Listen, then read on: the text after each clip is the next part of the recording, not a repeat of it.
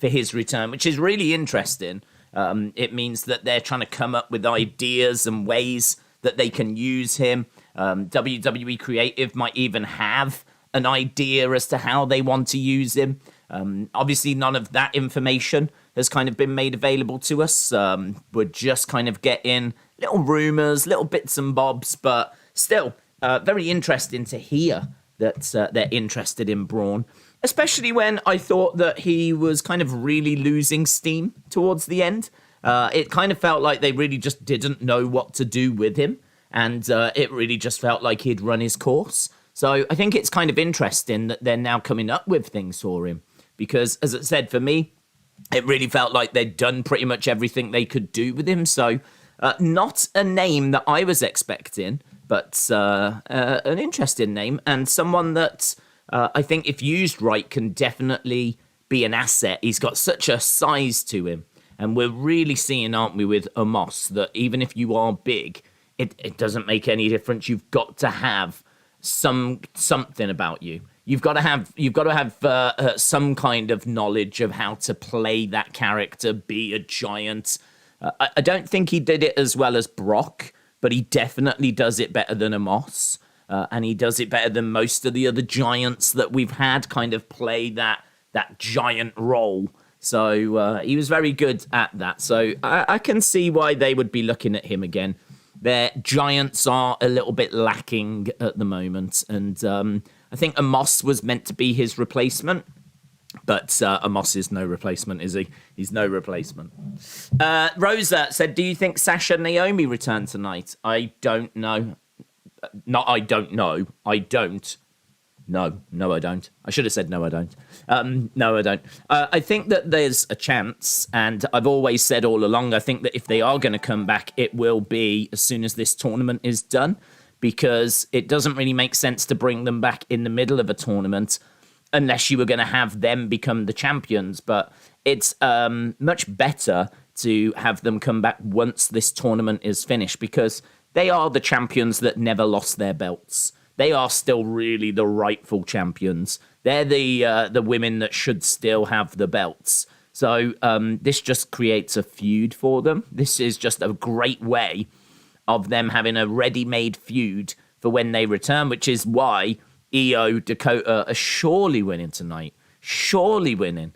They're brand new to the roster. They're going to Clash at the Castle. You've got to think they're going to be walking in with some gold. You've got to think that when Sasha and Naomi come back, it's going to be Dakota and it's going to be that they're going to be going up against. Everything's in place after tonight. But I think this close to Clash, I don't think you bring them back here. If anything, you bring them back at Clash. I think you bring them back at Clash because they're going to get a great reaction.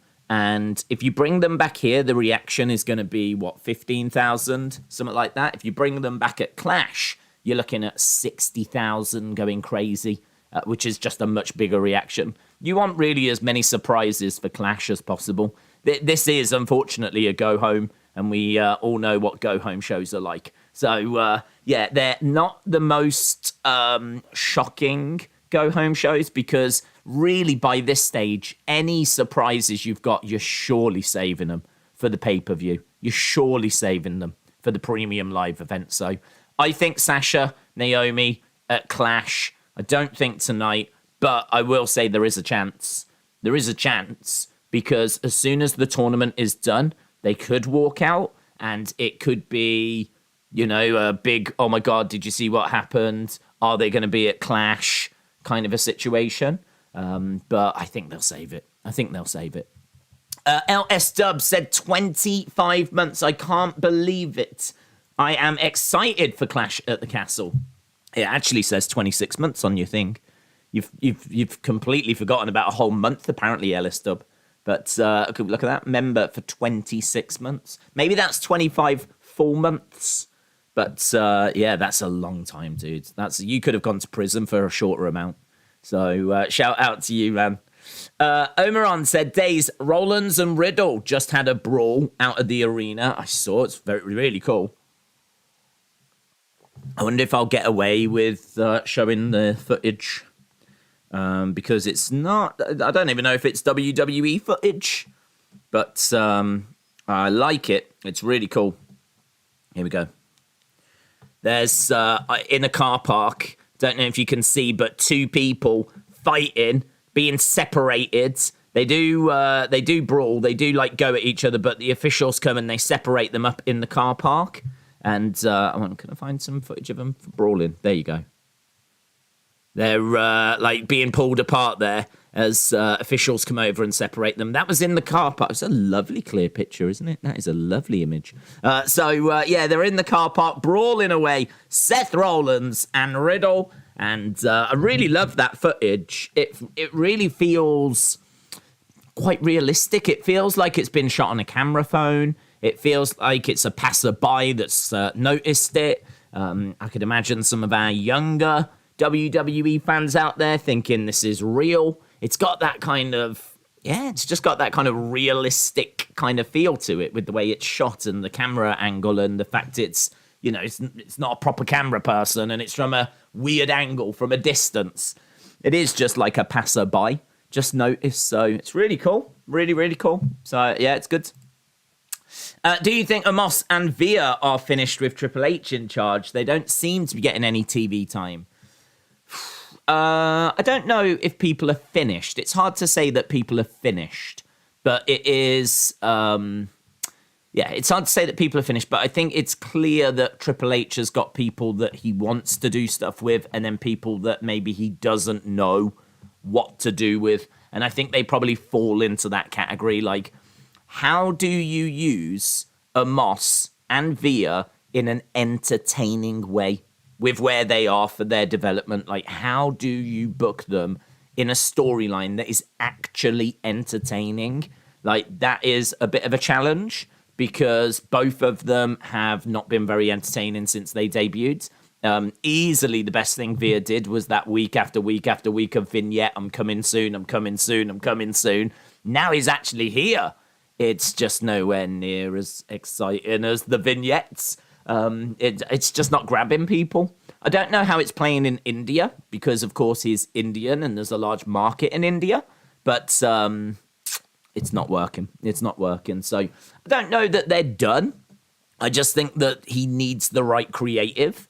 And then we can start to move with them and do something with them. When that creative arrives, I really don't know. So there could be a bit of sitting around as we wait for the right creative, right storyline. But I doubt it's anything personal. I think it's more just, how do I make these guys work? How do I get the best out of these guys? It's a tricky one. It is a tricky one. Do you think the right decision is to take the belts off Roman at Clash? No, well, I think they've booked themselves into a bit of a corner, to be honest, because I think you do need the show to end with Drew standing tall. And whenever I think about someone standing tall that hasn't won the belts, I think we all think of Lex Luger, 1993, Lex Express, and you can't do that. You can't do that. For those of you that don't know, might be new to wrestling, but Lex Luger was a heel. He turned face when he slammed Yokozuna, because Yokozuna was like, laying into America and all this, and Lex Luger picks him up, slams him. He's the only man that could do it as well. And then what they do over the summer is they put him on a bus.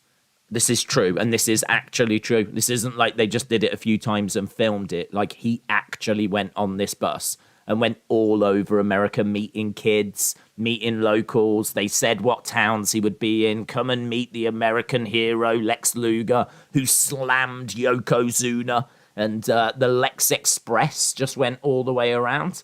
And there's footage of him like sleeping on the bus, meeting people. And they used to play it on the shows and say, like, this week Lex Luger was here. Next week he's going there. If you want to meet him, blah, blah, blah, blah, blah. And he's meeting fans, holding babies, all this. And it all built to SummerSlam. SummerSlam 1993, where he was going for the titles. And everyone wanted him to be champ. He'd had this massive build. He gets there and he wins the match. But it's, I can't remember if I think it's count out. So he wins by count out. And the titles don't change hands. So you've got all this confetti coming down. You've got balloons coming down. You've got wrestlers coming out. He's on the shoulders of the wrestlers. There's this mass celebration. It's like he's just won the flipping Super Bowl, but he hasn't even won the belts. He won the match by like count out. So he's not champion. So they're celebrating him winning, but it's so weird. Even as a kid, I was watching it going, damn, I think we're overdoing this. Like, he's not champion. He's not won the belts. So the problem you've got is something very similar. Like, you can't do that with Drew. You can't have Drew win by count out or Drew win by DQ. And, you know, we end Clash with this mass celebration with Pyro going up, but he's not the champion. Like, I just can't see that happening. I can't see that happening. The only thing I can see is Drew winning. The closer we are getting, the more convinced I am that Drew is winning, because they're putting out all of these packages, these heartfelt packages, these video packages. I don't know if you saw the images they put out of, you know, when he got beaten up on SmackDown. They put the images out of his back, and his back's all marked and this. I even saw someone tweet saying, if anyone says that Drew doesn't deserve it, show them this picture. And it's like, I don't even know if that's a real account, a fake account, a bot. I have no idea, right? But those kinds of tweets are doing the rounds. Like, people, like, you know, there's a groundswell of, like, you know, this propaganda is starting to work in certain places. Not everyone, but I am certainly seeing people rooting for Drew. I've had loads of people saying, imagine if he comes out to that Broken Dreams theme. The closer we're getting, the more people are saying it. So they are doing a brilliant job of warming him back up, because yesterday, and I still stand by this, I still say the vast majority of people don't care about Drew. I still stand by that, right? Because I don't care about him. And this kind of propaganda, if you want to use that, it's a dirty sounding word, but there's no other word to use. Like, they are using propaganda. They are using images to kind of make you feel sorry for him, video packages that make you feel connected with him. All of that is designed to get you to really want to root for him and really want him to do it. Everything seems to be pointing to they're going to do it. They're going to pull the trigger. They're going to put it on him. He's going to be the champ. And at the moment, there's nothing that says it's only one belt. There's nothing, is there? I mean, the graphics say it's for both. Unless there's going to be something on Raw or SmackDown or during Clash, right now it's both belts that are on the line. There is nothing that says it's only for one. So I think we can all agree that Clash is going to end with Pyro. Surely it's going to end with Pyro shooting into the sky. You know, a big success, the first UK show in 30 years, 60, 70 odd thousand people cheering. Like, I've got to think it's going to end with a big feel-good moment, and it's got to be Drew. It's got to be Drew. I mean, even if you do the alternative, and that is that Roman wins, and then you have Tyson Fury make the save, I still think that's a big ending. I don't know if you can set the Pyro off for that. It doesn't feel as big. I don't think Tyson Fury coming to the aid of Drew is as big of a moment as Drew ending Roman's 2-year title reign. So, yeah, honestly, the closer we're getting, the more convinced I am that it's happening. The more convinced I am. So, do I think it's the right idea? It's difficult, isn't it? Because how else do you book Clash? I mean, the only other way you could do it would be for Tyson Fury to make a save. You've got to send those fans home happy. And I really think you've got to wave the UK flag as well. And that might be something people disagree with me on. Some people might be like, no, you don't. You don't have to wave the UK flag. But I do think this is such a separate, weird, interesting show. It means a lot to the UK. I mean, if you ever went to Raw or SmackDown in the UK, or even a house show in the UK, there is a damn good chance that at some point there will have been people shouting or chanting for "We Want WrestleMania." Like, I've been to house shows where the "We Want WrestleMania" chanters broke out. I've been at Raw where "We Want WrestleMania" chanters broke out. I've been at Raw when John Cena was in the ring and he actually says to the crowd, "I think you lot deserve WrestleMania. We'll see what we can do." And he actually, like, put it out there that I think this crowd, you deserve WrestleMania. So it's such a weird, separate, bizarre little show because for the longest time, we've wanted a major pay-per-view in the UK. Like, every time I've gone, pretty much, there's always been some reference to it. I certainly can't guarantee every house show in the UK. I can't guarantee because I haven't been to every house show. But certainly I've been to house shows and I've been to Raws and I've been to SmackDowns where this has happened. So now that we're getting, for the first time in 30 years, this massive stadium show, I just think that it would be very strange to not really drive home the UK vibe. I mean, don't forget, when they do Raws in the past, they used to come and bring a black cab.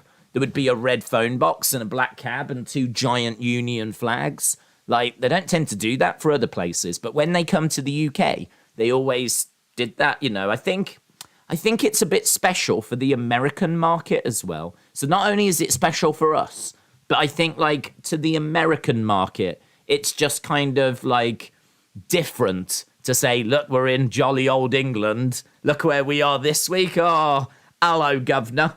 How you doing, governor? Want a cup of tea? And so they kind of really lean into the stereotypes, which we don't mind. It's brilliant. It's great fun. But I think that it's a different show as a result. So as a reason of that, and because of that, I have to think that there will be a bit of, flag waving kind of a situation. I think there will be something that's like, go UK.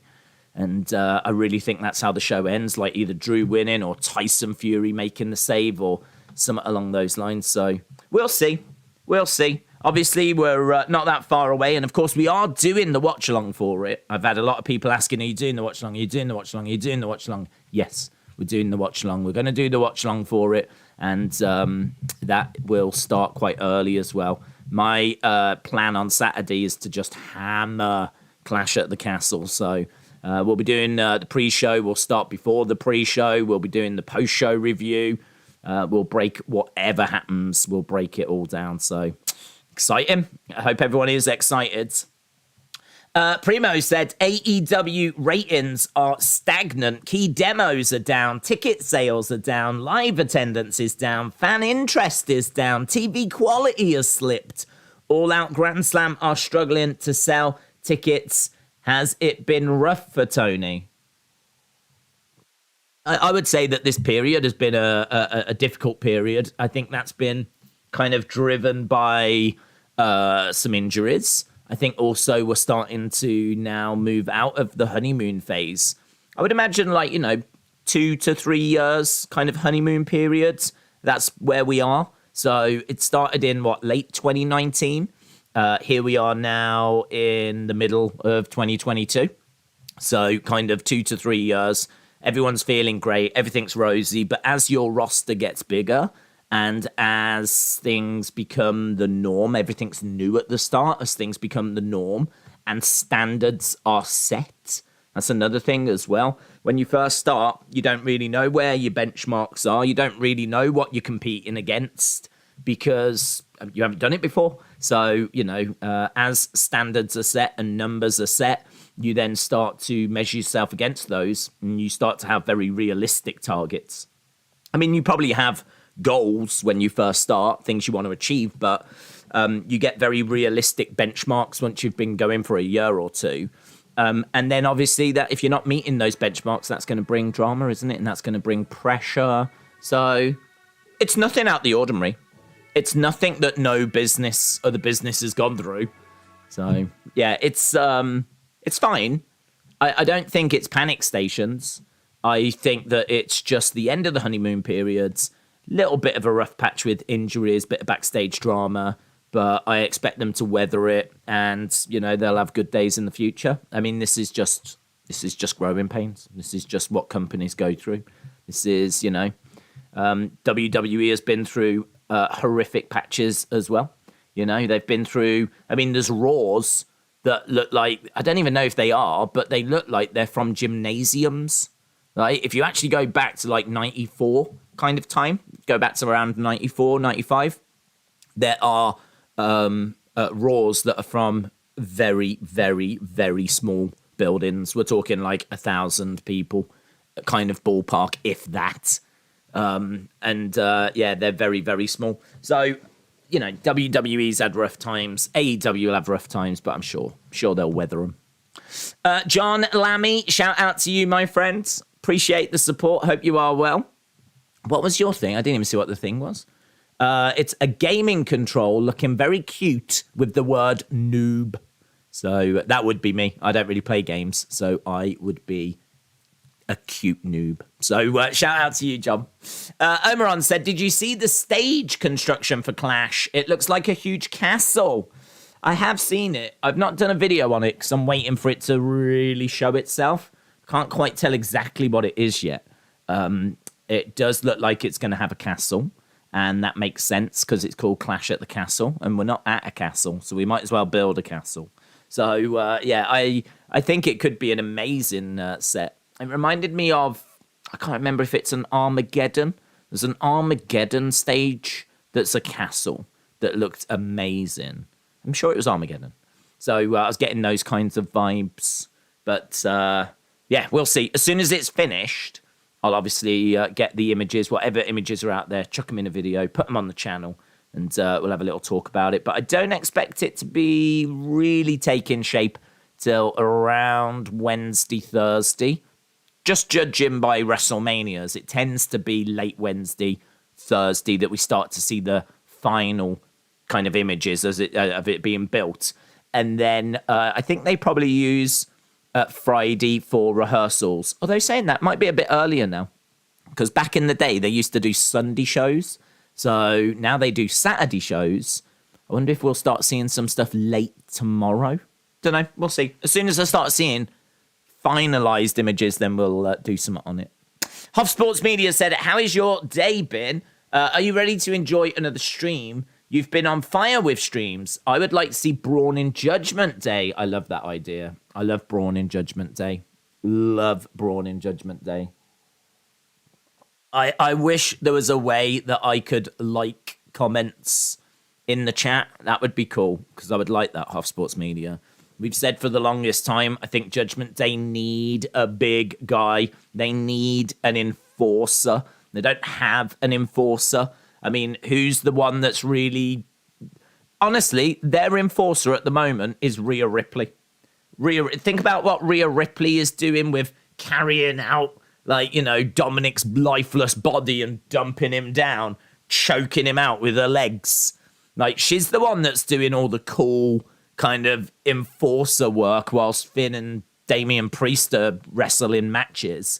I imagine the visual if Braun had Dominic over his shoulder. I mean, don't think about him choking him out with his legs. Don't do that. But imagine if it was Braun. So, yeah, I love Braun being in Judgment Day. I'd absolutely go with that. And, yeah, I'm good, thank you. It was a big weekend. A big thank you to everyone that joined us this past weekend. We watched the KSI fight. It was really good, actually. I know a lot of people, myself included, can be very critical of those kind of shows, but it was good. It was good. Good show. Better than being in a bin. I am not. Is that wet? That's Braun as well. That figures Braun. Delwyn said, evening days, if Braun returns, we've got to trust Triple H. He's got a solid plan for him. I always liked him. I don't get hate from a lot of people. Don't get hate from a lot of people. Did you mean the hate towards Braun? To be honest, and I did say this in the video earlier, I just think that he lacked a bit of charisma. He's not Brock. I know Brock doesn't do much talking or didn't do much talking, but now that he is talking and he's starting to show a bit more of his personality, you're starting to see just how fun Brock can be. Like, Brock always understood how to be a big guy. He always understood. I think it's because, honestly, and this is going to sound really bad, I think he's got a bit of that natural bully in him. You get the sense that he genuinely doesn't like people. You get the sense that he does have some friends. I'd imagine Paul Heyman is a great friend of his. He's known him since he came up to the main roster. When he first debuted, Paul Heyman was by his side back in 2002. So, like, they've been friends for a long, long time. So I would imagine that he doesn't really like people. He's got people that he does like. He knows how to have a laugh with those. And that's it. He kind of keeps himself to himself. And I think that he has largely portrayed that. But what we've seen recently is him kind of digging into more of his fun side and showing that he's got like that kind of side to him as well, that kind of personality. But he's always played the beast really well. You know, the music hits, out he comes, you know, rolling of the shoulders, you know, throwing his arms back, screaming as the pyro goes off, focused as he's making his way down to the ring. Like he's just always oozed self-confidence. He's always just been oozed self-assurance. Like, I know what I'm doing and what I'm doing is right. And, you know, he just believed in everything he was doing. You know, even the bits where he'd roll his shoulders or, you know, he'd like look at The Undertaker and just start laughing at himself. Like, he was always just so comfortable in his own skin. He just knew who he was. And a lot of the giants haven't got that. A lot of the giants come out and they're just like, do you know what I mean? Lumber down to the ring. I've got to look tall. I've got to look scary. You know, a lot of the giants in wrestling at some point will probably go, like this, because like they just know that they need to look terrified. They got to look intimidating, but like knowing how to do that can be a bit difficult sometimes. Like the most intimidating things you do are just when you're very, you know, quiet. I mean, look at Jake the Snake. Jake the Snake was really intimidating, and he was always very quiet with his promos. He was always very focused. You know, he was not someone waving his arms around, making a scene. He was always very focused, and he was always, you never knew what he was going to do. And, you know, that was always great with Jake. And I kind of feel that, like, Brock he hasn't got that, but he knows how to play that character. I feel like Braun he lacked a little charisma for me. He was someone that was not helped by creative, because I think he had some good mannerisms, but it doesn't help when you've got a catchphrase of "get these hands." I never liked that catchphrase, and if you did, that's fine, but that's just not a term that I've heard ever get used. You're gonna get these hands. I mean, why would you say that instead of "I'm going to smash you in the face, I'm going to punch you in the face, I'm going to mess you up," right? Or something like that, like, "You're going to get these hands." Like, that just always felt cringe to me. I have never encountered anyone that has said that in my life, and I just don't, it didn't do it for me. I thought it was cringe. It did not help him. So I thought the "get these hands," you know, catchphrase needed to go away as soon as it arrived. The Strowman Express, where he was running around the outside of the ring, was cool, but they started to overdo it. And then at one point, they added train sound effect noises as he was running around the outside of the ring. Choo-choo! Like, they started to add that as well. And then you had, like, Strowman Express merch, and I think even there was, like, smoke, a billow of smoke when he first came out, because they really leaned into, like, the whole Strowman Express thing. Which is, I mean, like, that is cooler than "get these hands." But we don't need the sound effects. And I think it was overdone as well. Like, there was times where, you know, it was setting up and you just knew they were going to go for it. So, yeah, it was, he was all right. He's definitely someone that I think with the right creative could do very well. Very well. I just think that he was not helped by WWE creative. And I think it took him a bit of time to maybe get the whole how to be a big guy thing. But he was really good when he first arrived, and he was just very quiet, and they didn't do much with him. Like, they didn't ask him to do a great deal. Literally put on this black sheep mask and stand over there. And he was great in that role because he was mysterious. But once he went off on his own, it was, you know, at times a bit rocky. I tell you what stands out, just to move on from it. There's a promo back and forth that he does with Brock. And I don't know if you ever saw it, but it was awful. It was so painful. You had Paul Heyman and Brock Lesnar cutting promos, and on the other side you had Braun, and they were doing a double camera thing, and Braun just didn't know what to say. He just didn't seem to. I don't know if he'd forgotten his lines or if like Brock and Heyman had played a prank on him and they started saying stuff that wasn't in the script. But he was completely lost. He was completely lost. Didn't have a clue. Didn't know he just didn't know what to say, where it was going, how to save it. I think Heyman had to jump in the end and kind of steer it back on course. But man, it was clunky. It was really clunky. But again, I don't know if that was a rib. They might have played a prank on him. They might have said a load of stuff he wasn't expecting to, throw him in the deep water. That's something you could see Brock and Heyman having fun with. So that might not have been his fault. I don't know. But there was just moments like that throughout his time. But yeah, I don't hate him. I said in my video, I met him. He was such a lovely guy. So, honestly, and if he wasn't, I would promise I would tell you. If I got there and he was awful and he was an awful person and he'd been proper moody, I would have no problem sitting here and telling you that. But I can't, because he was great. He was a really nice guy. I met him in an Argos, believe it or not, which is like a catalogue shop here in the UK. And it was a meet and greet. And it's when the car came out, the Mattel vehicle, and it came with a Braun Strowman figure. So they were promoting that. And I got asked to go along to do a quick interview. And the interview's on the channel, actually. There is an interview of me with Braun. And he was lovely. He was, I can't praise him enough. Same with Cesaro. He was great as well. Just Shanks Wrestling said, I'm going to go to Clash. It's my first pay-per-view. I am so excited. Have a great time, my friends. Have a great time. I think quite a few people that normally join us are going, so I would imagine there'll be others watching that are going as well. And if you are going, have a great time. I hope it lives up to your expectations. I'm sure it will. I've got no doubt. What a great time to go with Triple H booking as well. So yeah, I think you'll have a great time. Elizabeth, shout out to you, Elizabeth. Days would love to see Edge do a brood bath. Yeah. He has done. I believe he has done one since he came back, but I can't remember who it was to. I don't know if it was Miz or. It might have been Miz. In my head, it's Miz. Miz is the kind of person I could see being on the receiving end of one of those. So I feel like he has done one on his return. But, yeah, he could definitely do another. I don't know that we'll see it at Clash, though. But I'm sure before he retires, he'll probably give you one more. So he said, didn't he, the other week? This was, I think, after last week's Raw, was it? He came out afterwards in Toronto. Was it Toronto?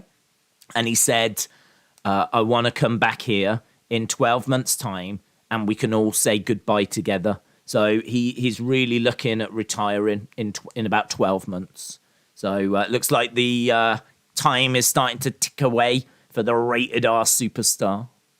JS17 said, I'd love Braun to come back in Judgment Day, or maybe Ray could be injured and he could be Ray's replacement whenever that match happens. Thoughts? Yeah, I love him in Judgment Day. We were just talking about that. I would do that, to be honest. I think that idea is so good, and it's exactly what Judgment Day needs. I also think him being in a group is better for him. He can do solo stuff, but I think having him in a faction, certainly after being away for so long, I think makes a lot of sense. So for me, done. It's the perfect thing. Put him in Judgment Day. Brenton said, shout out to you. Brenton, hello. I'd like to revisit a conversation we had about Triple H's NXT returns. You don't think they'll hurt the casual audience? I think they will, especially if overdone, besides the Raw after WrestleMania. He's done it! Bray Wyatt. Do I think it'll hurt? I don't know. I don't think it hurts. I think, I'm trying to remember what the conversation was, but I think the reason that he's bringing people in is not to pop the ratings. So this was my point. If he is going to, he can't keep doing it because he'll blow the budget, right? So we must be getting towards the end of it, you would imagine. I can't imagine he's going to just continuously be bringing people in. So, no, I don't think it hurts the casual audience because you're injecting new faces in, but you're injecting new faces into an already established roster.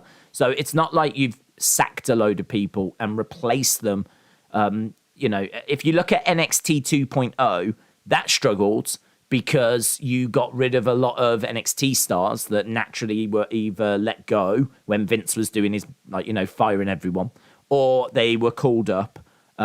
And then you replaced all of that with like Bron Breakker, Von Wagner, Carmelo Hayes, Trick Williams, Toxic Attraction. Like, there was all this talent that just arrived at the start of NXT 2.0, and this massive kind of refresh, it was like a brand new show, a brand new roster. And it was obviously designed that way on purpose. I mean, it was NXT 2.0. They very much told you this was a reset. They very much told you this is a brand new show. So that one I thought was difficult because then you had to try and learn and find out about all these new stars at the same time. But bringing the odd person onto Raw or SmackDown, like, it doesn't make much of a difference. Like, you're not having to learn about half the roster. Like, it's still the same roster. It's just got a couple of new additions. So for me, that's not a problem.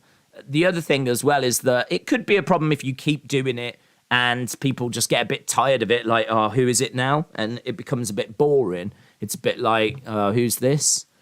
Like, and it's like, I don't even know who that is. And it's just, I don't know, the returns don't really, have an impact anymore. Then you could make an argument that it's been like overdone and everything. But the bottom line is that I don't believe he's doing it for ratings. I don't think he's doing it to try and get like talking points or anything. I think he's doing it because he genuinely feels that these people deserve to be on the main roster.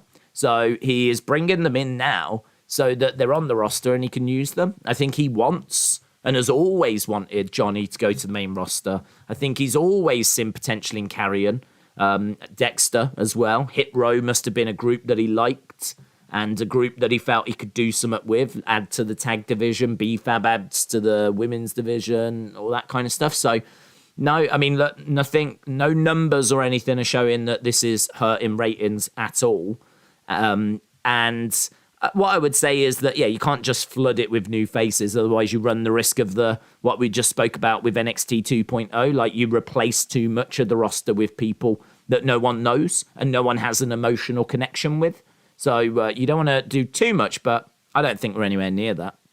I think, you've still got your AJ Styles, your Kevin Owens, your Seth Rollins, your Riddles, your Ortons, your Kofis, your Drews, your Sasha's who's about to come back, your Becky's, your Alexa's, your Liv's. I mean, you're just adding to an already established roster. So, yeah, I can't say he's overdone it. And we, are really struggling to know who half the roster is now because that's not true. The ratings aren't declining. So that's all looking good. And then as well as that, I don't think he's doing it for ratings. I think he's doing it because he just wants these people on the roster. He's doing it because he just wants to work with these people. He knows that he can get big matches out of Johnny. He knows that Dexter's a character that they don't have on the main roster. He knows that Carrion has got potential to main event WrestleMania and so on. So, no, I'm still feeling like it's all right, to be honest. But I don't know. There might be people out there thinking that he's overdoing it or that it's a big problem, but I'm not seeing any indicators saying that it's a problem. To add to the discussion, Laston Cornett discussed AEW tampering email. They said this might hurt Triple H's ability to bring in talent that aren't even in AEW. I don't see how. I don't see how an email that no one's going to pay any attention to is going to hurt Triple H's ability to bring in talent. I don't see that. I don't see that. I mean, like, this email, once it will have been received, WWE will have laughed at it. They then will have passed it to their legal just in case there's any response or any comeback that they need. They then will have forgotten about it and moved on with their lives. Like, it doesn't mean anything. It's basically just AEW saying stop approaching our talent. Now, the one result it might have is it might result in them stopping. It might result in them like not doing that anymore. But to be honest, they might also have the answers to the questions they had. Do you know what I mean? They might have wanted to know when's Jericho's contract up? When's Swerve's contract up? When's MJF's contract up? Apparently, they did reach out to a few different talents. So if they've got, say, 5 names and they want to know when their contracts are up and if they'd be interested in joining them when it is, they might have already got those answers. So there might not be any need to kind of go back and do that again. So, I mean, look, I understand why AEW did it. I understand why they, sent an email and said, look, this isn't acceptable. We don't want to see you doing this again type thing. But equally, WWE ain't going to give a flip, man. They are not going to give a flip. Justice said, if you want to know where Loomis threw Miz, Family Feud, I can't get over that. Nando said, most excited for Johnny tonight. Hopefully he at least makes it to the pre-show of Clash.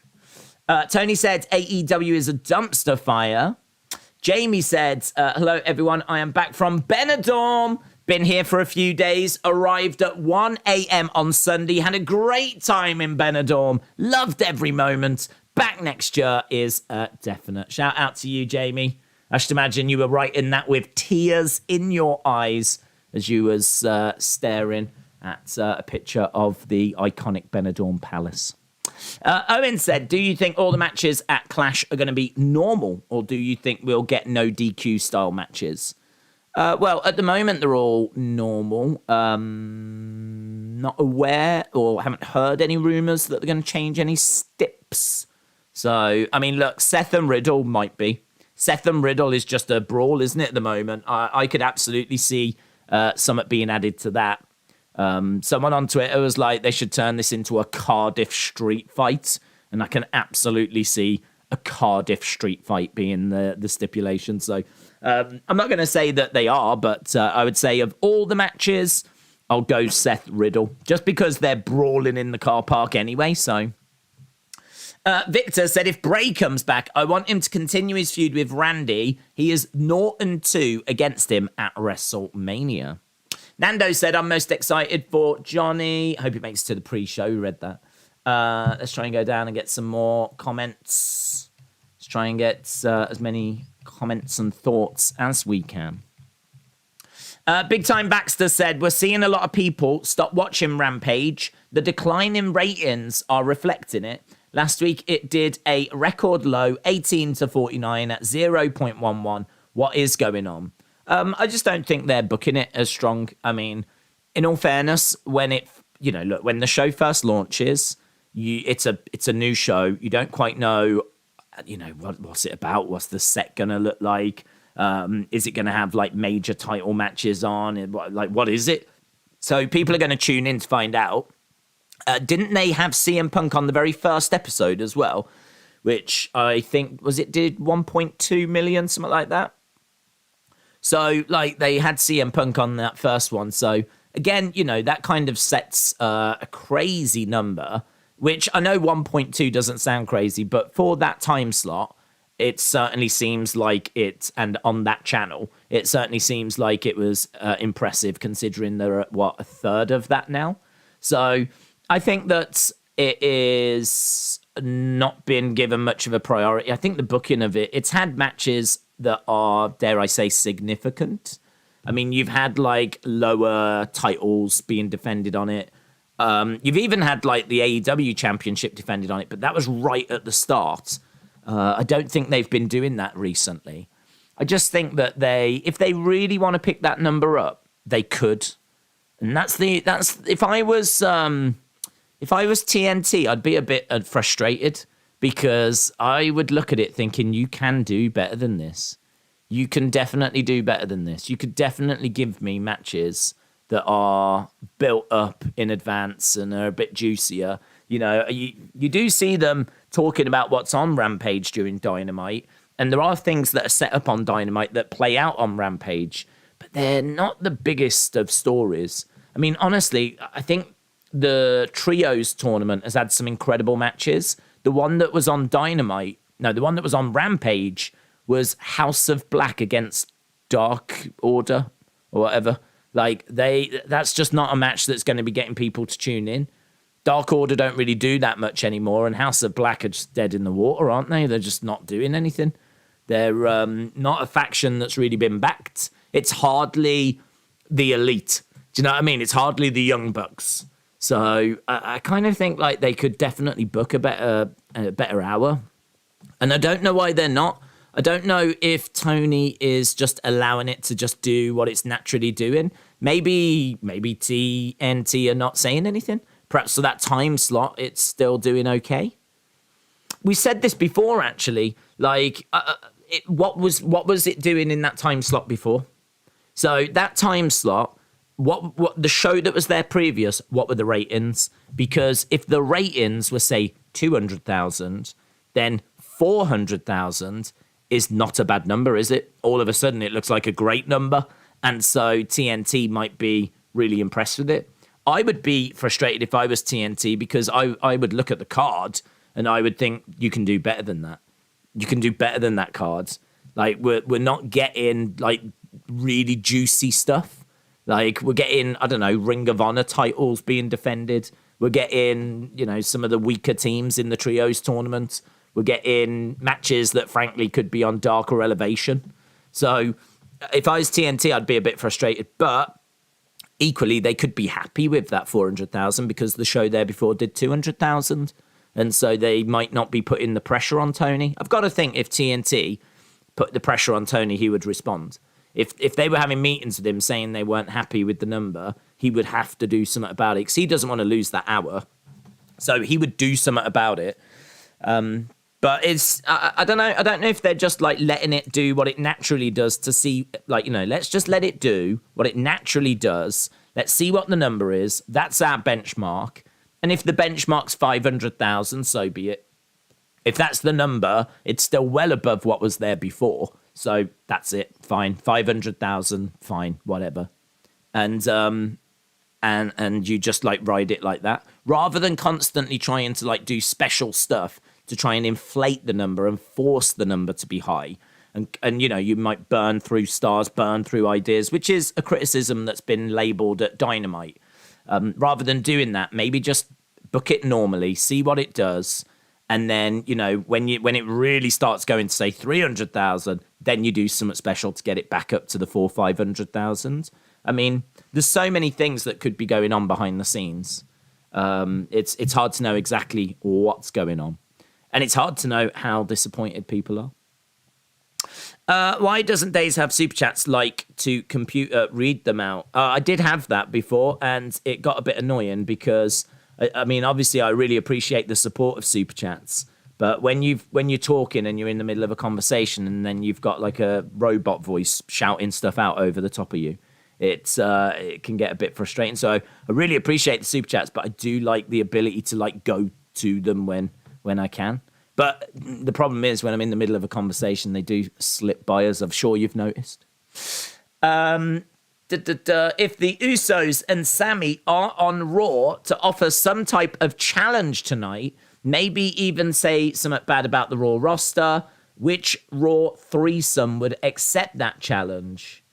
Are the Usos and Sammy on Raw tonight? I don't know.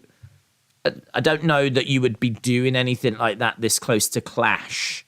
Just because this close to Clash, it's all about Clash. Like, I don't think we need the Usos and Sammy coming onto Raw to rip into Raw when that's not a feud that we're telling at the moment. That's not a story that we're focused on. At the moment, we're focused on Drew and Roman. So if Sammy and Usos were coming over to Raw, I'd have to think they'd be coming over something to do with Drew, but I don't know why Drew would be on Raw. Usos haven't really got a feud at the moment, have they? I can't think of anyone they're feuding with. They're not at Clash, and if they were, I'd have to think it'd probably be Street Profits again. Viking Raiders are obviously with New Day. Maximum Male Models are feuding with Hit Row. So I think if we were to get Usos, they'd be with Street Profits. So I don't know. I can't see anything like that. I mean, you could use it as a way to bring Legado del Fantasma on, but I just don't think we need to do that on this week's show. Tonight is all about those final touches for Clash at the Castle. Half Sports Media said a lot of giants try hard to be giants, and it can come off as weird and corny. Plus, nowadays, people value character. More than just I'm tall, be scared of me. Yeah, well said. Yep, I agree. Phantoms 17 said, do you think Tegan will return?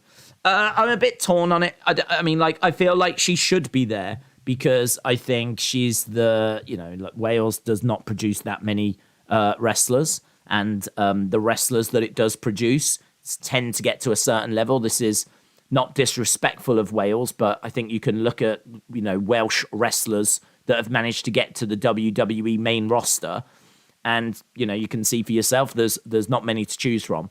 So I think that isn't Adrian Street? Adrian Street might be Welsh. Have a look. That's a name that no one's mentioned, I don't think. Adrian Street. Yeah, knowing Triple H and his love of wrestling history, I think what would be really cool is, it'd be cool to have Tegan Nox there, but I don't know that they're going to look to sign her permanently because she's got injuries. I don't know. I mean, like, I don't know how much you're going to get out of her. I think those injuries might have just, added up, to be honest. I mean, maybe the time away has been brilliant for her, but I feel like she's made of glass, man. I feel like she should be there. It'd be a great moment for the crowd, great moment for her. And, it'll be heartbreaking if she can't be a part of that show. Imagine being Tegan Nox. There's not many Welsh wrestlers, but you actually get to the point where you're on the main roster and then you get cut. Is it not even 12 months before they do the first show in the UK in 30 years that just happens to be in Wales? I mean, can you imagine how gutting that must be? It must be really bittersweet because she must be loving the fact they're in Wales, and it must be fantastic that wrestling and WWE have come to Wales. I mean, for Wales, this is just incredible. But, I mean, for the UK, it's incredible. But for Wales in particular, it's like unfathomable. But, to have got so close and not made it. So I think Triple H's got a real soft spot for her. So I think there's a chance. Certainly not a guarantee because she's not got a contract. But I'd say there's a chance. But do you know what I do think? Adrian Street, the legend that is Adrian Street. He was a wrestler, very active in the 70s. And he competed for lots of different organizations. Just looking at his Wikipedia page, and, he's competed at Mid-South, Southeastern, Southwest Wrestling, competed in NWA as well, various NWA territories, competed in Florida, where he was the NWA Florida heavyweight champion. He did a lot on the territories. He was a big name. And I think he even released a record and everything. He was a big name. He's Welsh. He was born in Wales. I would even go as far as to say he is the biggest Welsh wrestler ever. I'm not aware of a more famous Welsh wrestler than Adrian Street. He is 81 now, so no, he's not going to get involved in anything. But yes, I absolutely expect him to be sat at ringside. Whether he is healthy enough to do that, I really don't know. I don't know where he is in regards to his health, but it says here he had his last match in 2014. Street estimated that during his career, he wrestled somewhere between 12 to 15,000 matches. Adrian Street, man. So, I could see him being at ringside. So I think there will be something for the Welsh fans, be it, I think, is Mark Andrews from Wales as well. So Mark Andrews, Tegan Nox, Adrian Street, Mason Ryan. I don't know. Maybe you have all four come out on the stage applauding the fans and just having a little moment or something. That would be cool. But I hope there is someone, because the Welsh fans deserve it. Elliot said, feels like we're getting towards Usos versus Sammy and Kevin as a feud for the tag titles. I can see Roman losing the Raw title. Maybe a 2-fall match at Extreme Rules, says Elliot. Well, I'm struggling to see him leaving Clash with the belts, to be honest. I mean, if he leaves Clash with one belt, the Universal, I'll be over the moon. I'll be thrilled. As long as he keeps the Universal, I don't care. In fact, I would say the best solution, the best thing would be for somehow the match. I don't know how you do it. I honestly don't know how you do it, but Drew to win the WWE.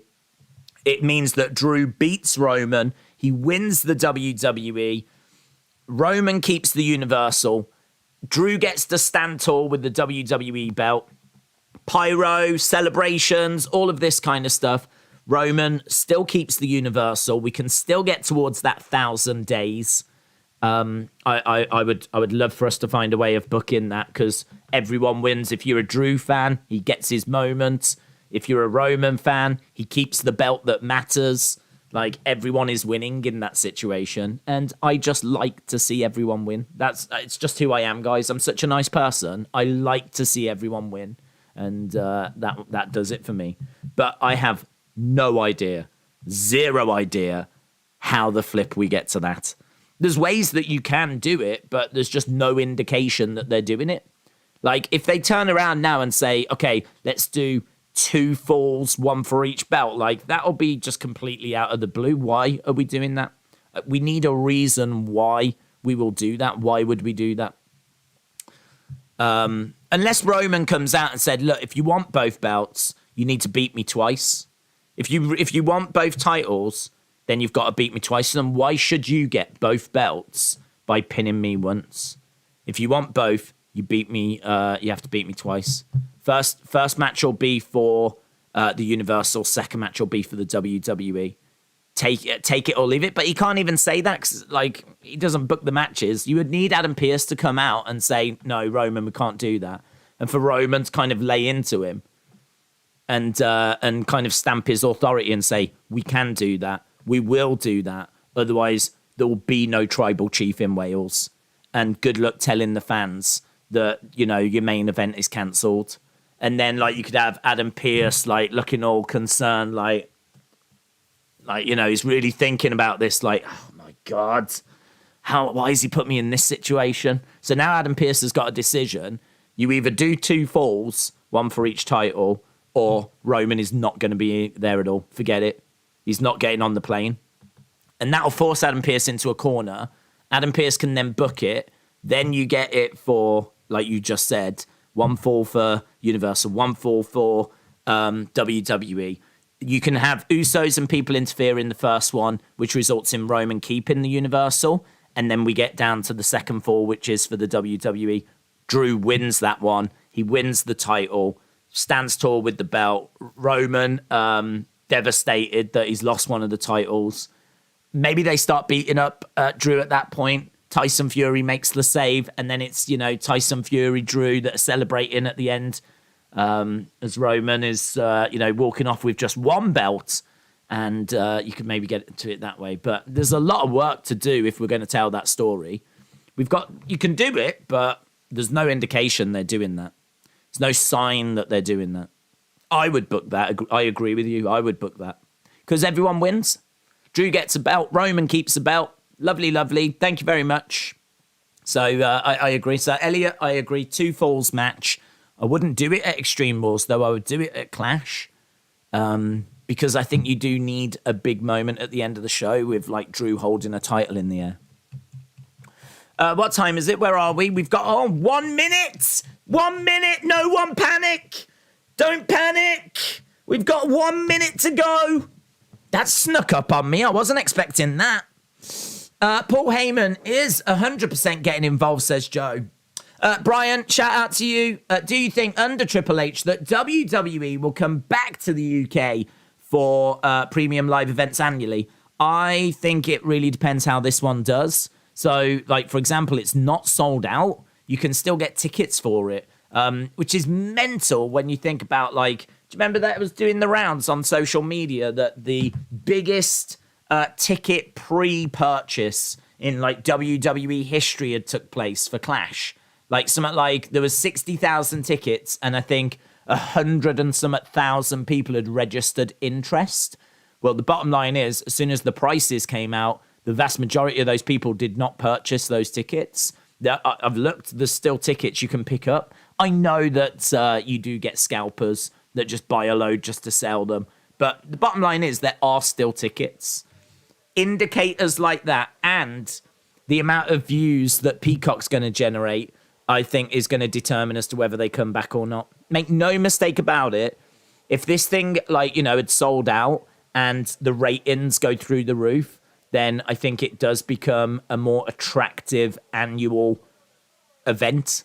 But there's no guarantee that they'll be back again next year. Right, here we go. Raw. Monday Night Raw. Welcome, everyone, to Monday Night Raw. Welcome home, Kurt. Pop, pop. Got the little robot man. The women's tag belts on the line. Are we opening with AJ Styles? The phenomenal AJ Styles. Who's he facing? Want no, they don't want none. No, they don't really want none. How does tonight get any more phenomenal? We start it with AJ Styles. Want none. They don't want none. Making his way down, AJ, ready to wrestle. I really thought we were going to start with Kurt, I thought we would start with Kurt, but no. Tonight, Hall of Famer Kurt Angle on the show. Loomis, he's been going after Miz, hasn't he? AJ starting off the show, not opening with the talking segment. Now, we've been starting a lot with just matches. Aliyah and Raquel taking on Io Sky and Dakota Kai. So, Women's Tag Team Championship Finals. Here comes, is it Dolph Ziggler? Dolph Ziggler. It looks like the Dirty Dogs are dead, doesn't it? Dolph Ziggler doing a lot of solo work these days. Why are we doing this match? I tell you something I've learned about Triple H. He loves starting shows with matches that you just kind of go, why are we starting with this? Why are we starting with this? This should be buried in the middle of the show somewhere. Why are we starting with such a weird nothing match? He's done that a few times. Silly Triple H. So AJ versus Dolph. Does anyone else have suggestions about hacking cough, says Michelle. Never experienced it. I'd Google it, to be honest, mate. Rather than asking for random suggestions. You might want to go on to I don't know if you can go onto the NHS. NHS are very good. I would imagine that's available for everyone to view. So I'd have a look at NHS. Do you think Drew winning both titles would be nothing more than a false moment, considering how stale his previous reign was? Also, the fact Roman is in God mode now, would a loss hurt him? A loss doesn't hurt him, but a loss ends this chapter. This definitely is going to be... I mean, I don't know. I've heard rumours, and they're only rumours, that once this reign is done, the whole tribal chief thing goes away. But they are, and I have to stress this, rumours. That is certainly not coming out of Dave or Sean Ross Sapp or anything. So, yeah, I don't know. I don't know that it hurts him. Roman is over, and Roman is Roman. Roman is always going to be Roman. He can main event WrestleMania whenever he wants. So I don't know that we can say it hurts him, but it takes the titles off him. And it might even end this chapter of his character. It could end the bloodline.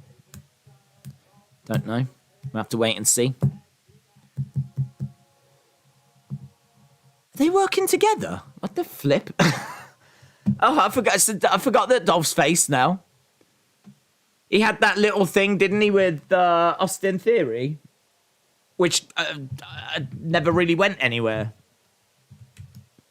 So AJ and Dolph taking on Judgment Day. Rhea Ripley looks so cool. Rhea Ripley, this group has elevated Rhea Ripley. That's what it's done. Accompanied to the ring by Rhea Ripley. Was this something that was announced last week? Because this has absolutely caught me off guard. I didn't even see this announced in advance. So AJ and Dolph taking on Judgment Day to open Monday Night Raw. They're cool. Those CGI graphics are cool. For the Judgment Day. No one has had an answer for the Judgment Day so far. They didn't win at SummerSlam, did they? They lost to the Mysterios. Thanks to Edge. If someone else joins Judgment Day, who would it be? We were talking about that before. I really like the idea of it being Braun. I think if Braun joins, that would be really cool. So I like the idea of Braun joining. Mitchell, hello, bud. Hope you are well. Mitchell said, I don't accept them doing AJ this way. He's not meant to be a tool in someone's story. Interesting. AJ is... Oh, it's Edge! Really could be the next Shawn Michaels. Edge at 21! Edge at 21! Edge at 21! Edge is here! Yes. Did I read Hollywood Guy's thing? I don't know if I did. Mitchell, hope you're well. It is a weird way to use AJ. It is a very weird way to just put him out there at the start in a bit of a... I don't know, it's a bit of a nothing match, this, for me. I don't know, perhaps people think this is good. I don't know. This isn't how I would be using AJ. There's Elliot. I don't know if I read Hollywood Guys. I don't know. I want to go back and see if I did. We are underway with this tag match.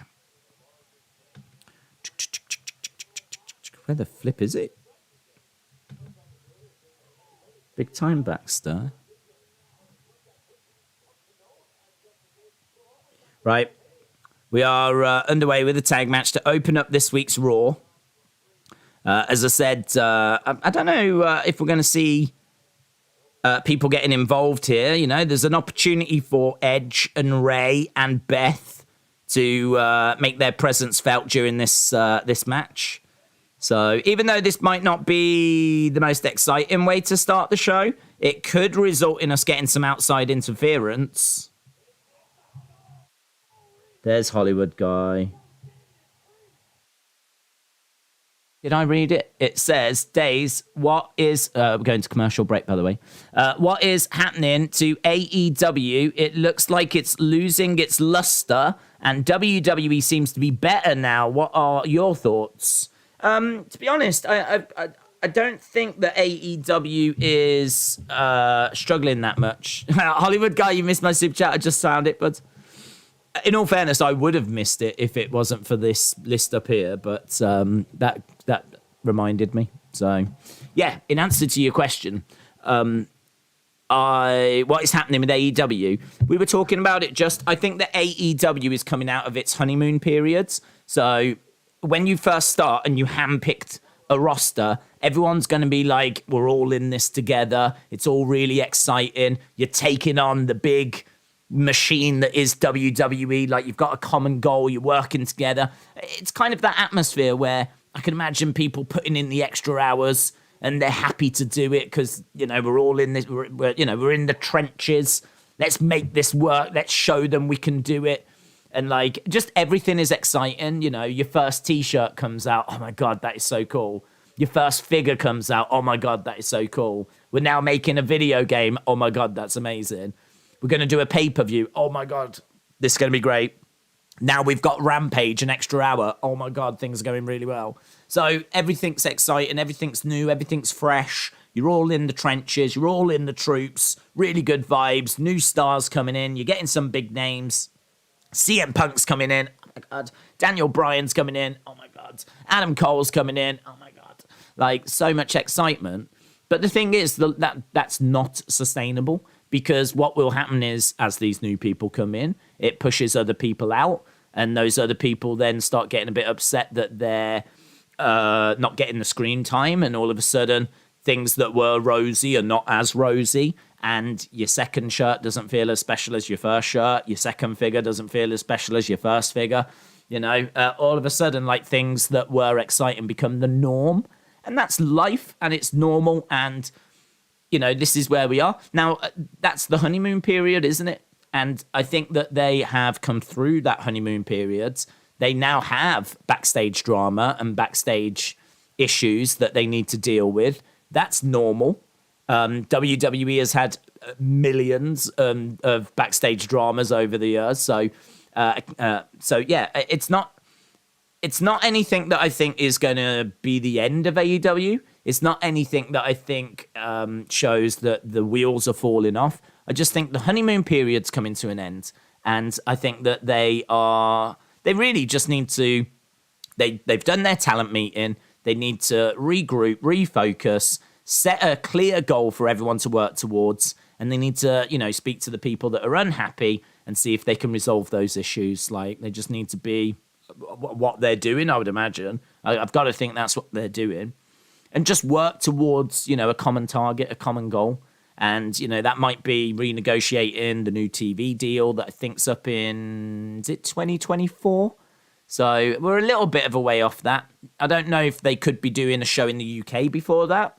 Maybe a common focus could be getting the Fulham show done, because there's been big rumours they want to do a show in London at Fulham, at that stadium, and do a big stadium show, because they still have not been to the UK, which, you know, you got to think that's a big market for them.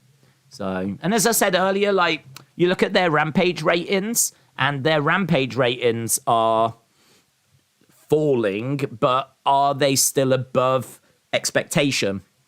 If the show in that spot before was doing 200,000, then if they're now at 400,000, it's still good, isn't it? It's still great.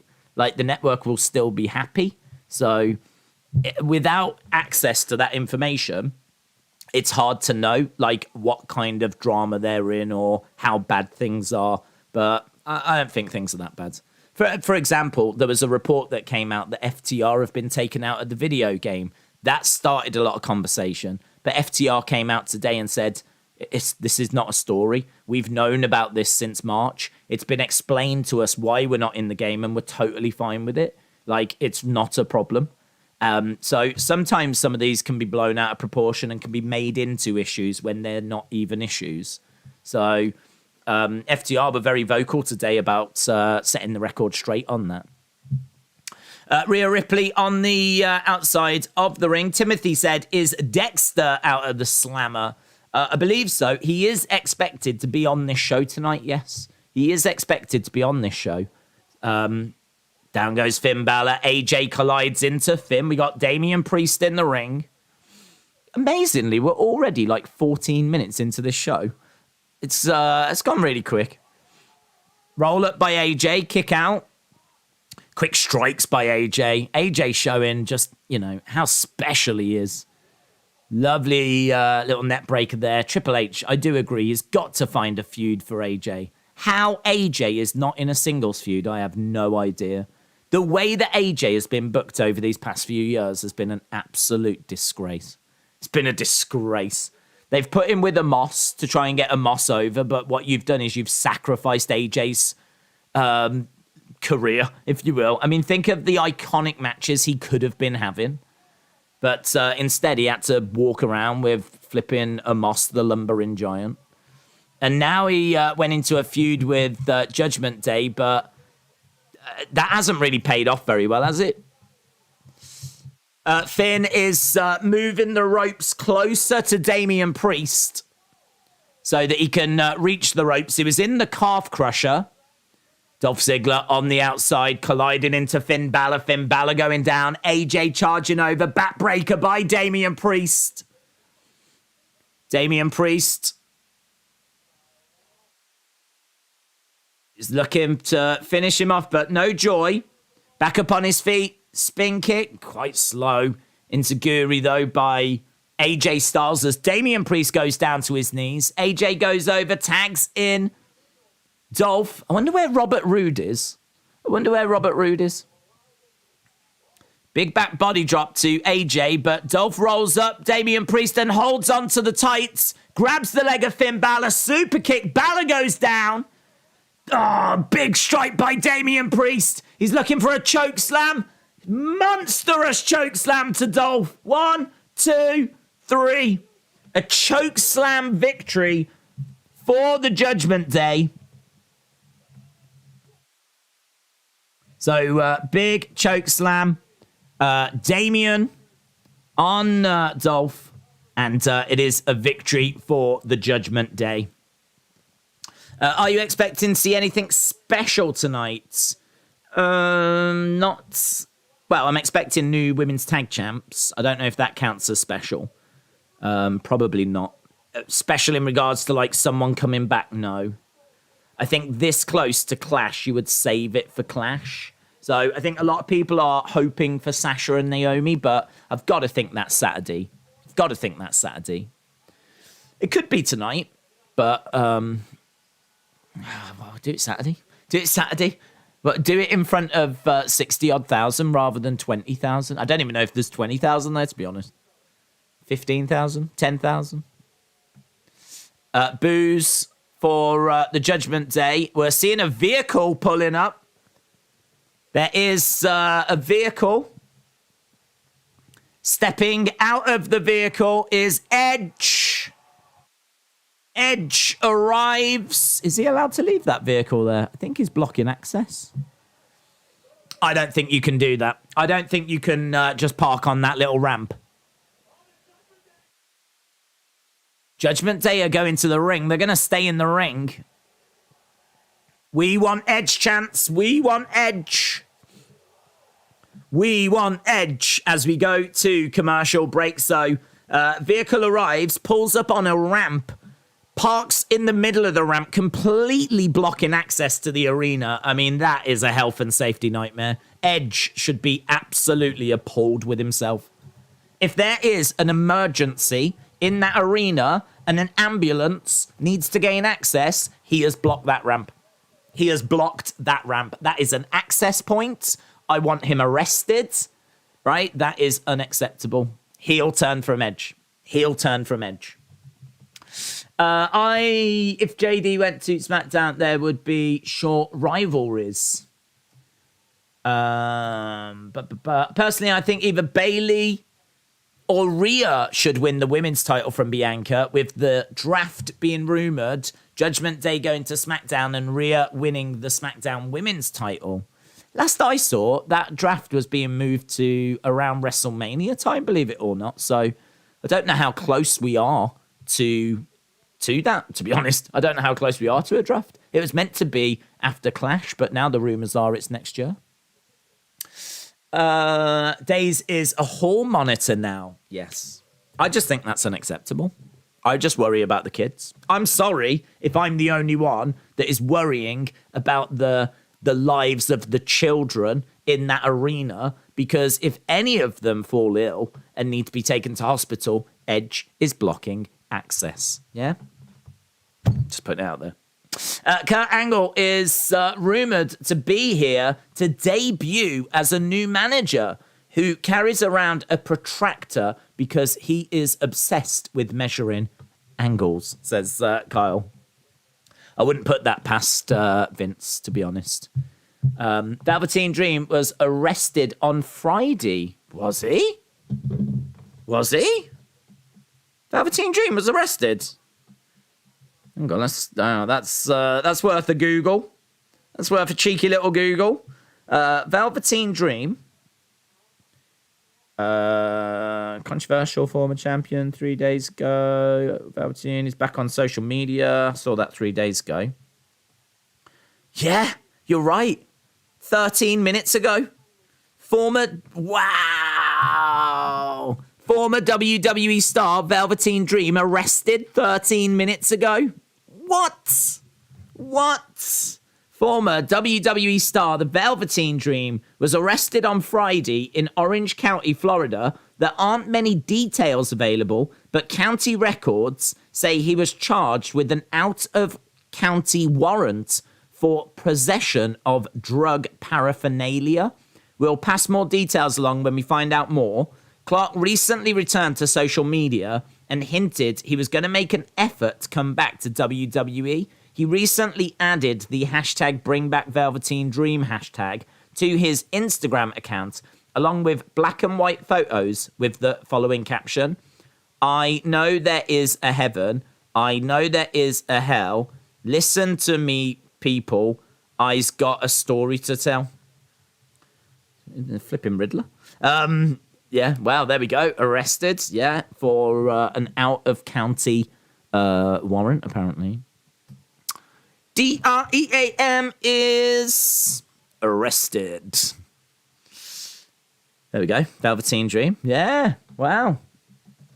Right, we're in the ring with Judgment Day. We saw you here, so why don't you come down to the ring?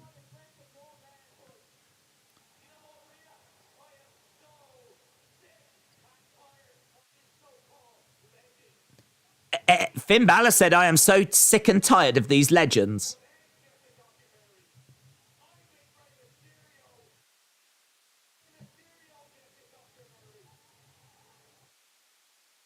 Where's our documentary?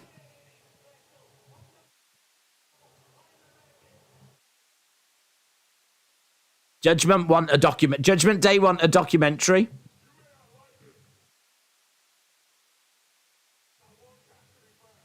Not one cap to be found. No caps, guys. No caps.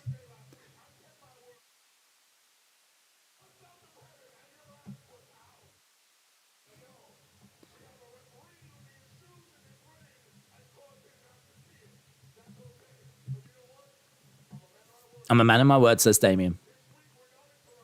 We're not in Toronto. You don't have your friends.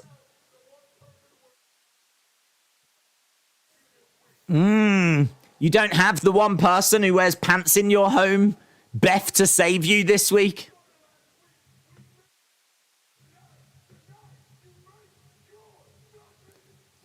Tonight you face your Judgment Day, says Damian Priest. He shouts it to Edge. You think you know me? Here we go. He's not going to come alone, is he? On this day. Okay, so Edge's music hits. We're seeing a cameraman. Don't care about him. There's Edge. There he is. Don't know where he came from. But there's Edge. He's got a microphone. He's not going to go to the ring. He's not a silly Billy, is he? No. Standing in the entranceway with a mic. Pyro going off. You either die a hero or live long enough to see yourself be the villain. You chose to be the hero, and you think about those access points. Thank you, my friend. I just think about the kids. That's. I'm just here for the kids. Here's Edge. Edge in the entranceway. Get great crowd reaction, as you can imagine. You have made some valid points.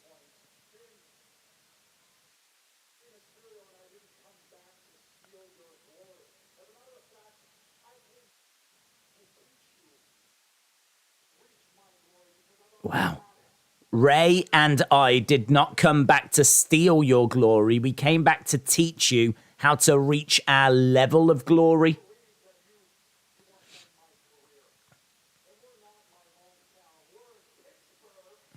We're not in my hometown. We're in Pittsburgh. Cheap pop.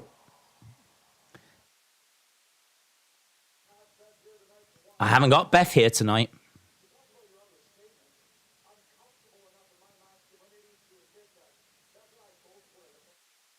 Beth and I both wear the pants.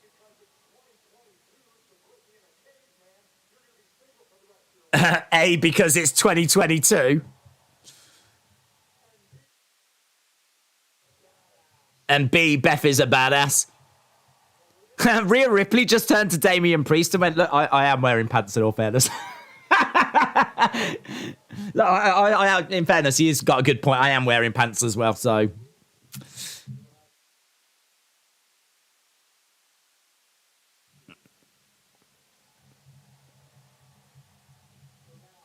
Hello, Ledger Killer. Rhea is amazing.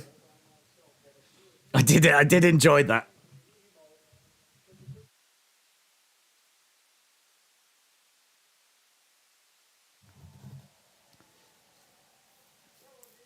I think he said stop looking like you're emo. You couldn't get tickets to the My Chemical Romance tour.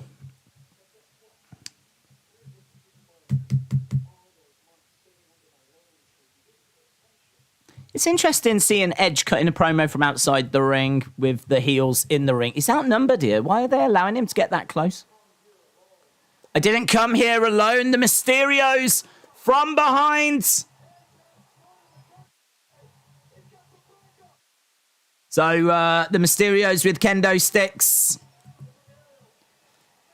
Guys, when you're going to sneak up on someone, yeah, and this is I want you to remember this because this is really important. When you're going to sneak up on someone, make sure you wear the brightest yellow t-shirt you can find, right? Don't you dare try and sneak up on people in black or anything that's going to blend in. I want you to sneak up on them wearing the brightest yellow t-shirt. I want it to be brighter than the actual flipping sun. That is, honestly, Stealth 101. Yeah, if you play any kind of stealth video games, the first thing you do, of course, you go straight into your character's wardrobe. You put the brightest colours on possible. Can't go stealthing in black.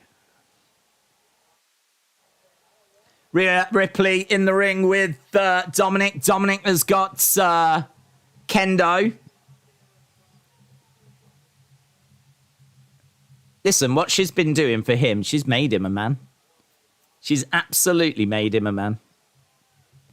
He shouldn't wallop her with a kendo stick. He should thank her. I got told by Edwards, who's obviously a great member of our community, he said these two are the same age, and that blew my flipping mind. Blew my mind. Apparently, Rhea and Dominic are the same flipping age. I thought she was like 5 years older than him. She gives off that vibe. Why did he give her the flip? She's managed to convince him to hand over the kendos. What a silly lad. What a silly Billy. So there was a moment in there where she used her womanly wiles. She used her womanly charms to convince him to hand over the kendo stick. She used like she's in his head. She's in his head. She's right there. He's simp. He simped. He absolutely simped. You're right, Ellis Dub. He simped. He had a pretty girl saying, "Give me the kendo stick," and he's like, "I'm going to give you the kendo stick. I don't want to, but my arms are just doing it. Give me the kendo stick. Yeah. Look at the boobs. Look at the boobs. Yeah. Give me the kendo stick. I seem to be doing it. I don't know why. I don't want to do this. I don't know what's happening. Look at the boobs. Yeah. Yeah. Give me the kendo stick. Yeah. Oh, teenagers, eh? Teenagers. Mitchell says, not a great segment. Oh, I think there was a lot to unpack there, in all fairness. Hilton! I can't believe it. Edge made an outdated band reference many young people won't get. Rhea just talking because no guy can attack her. I did like Sympasaurus. That's Dominic. Sympasaurus. He I did enjoy watching him handing that kendo over. Right, we've got Miz backstage. He's alive! Dexter was arrested. Okay, Miz. Miz doesn't want to talk about it.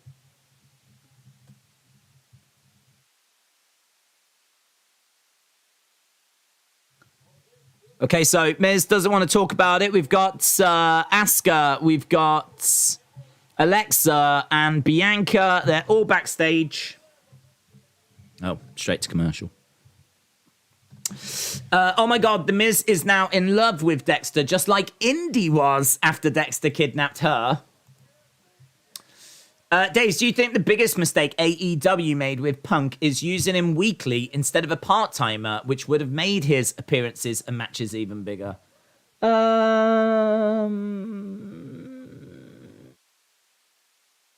know, to be honest. I feel like, yes, that would have made his matches and segments bigger and would have bumped those ratings, I think.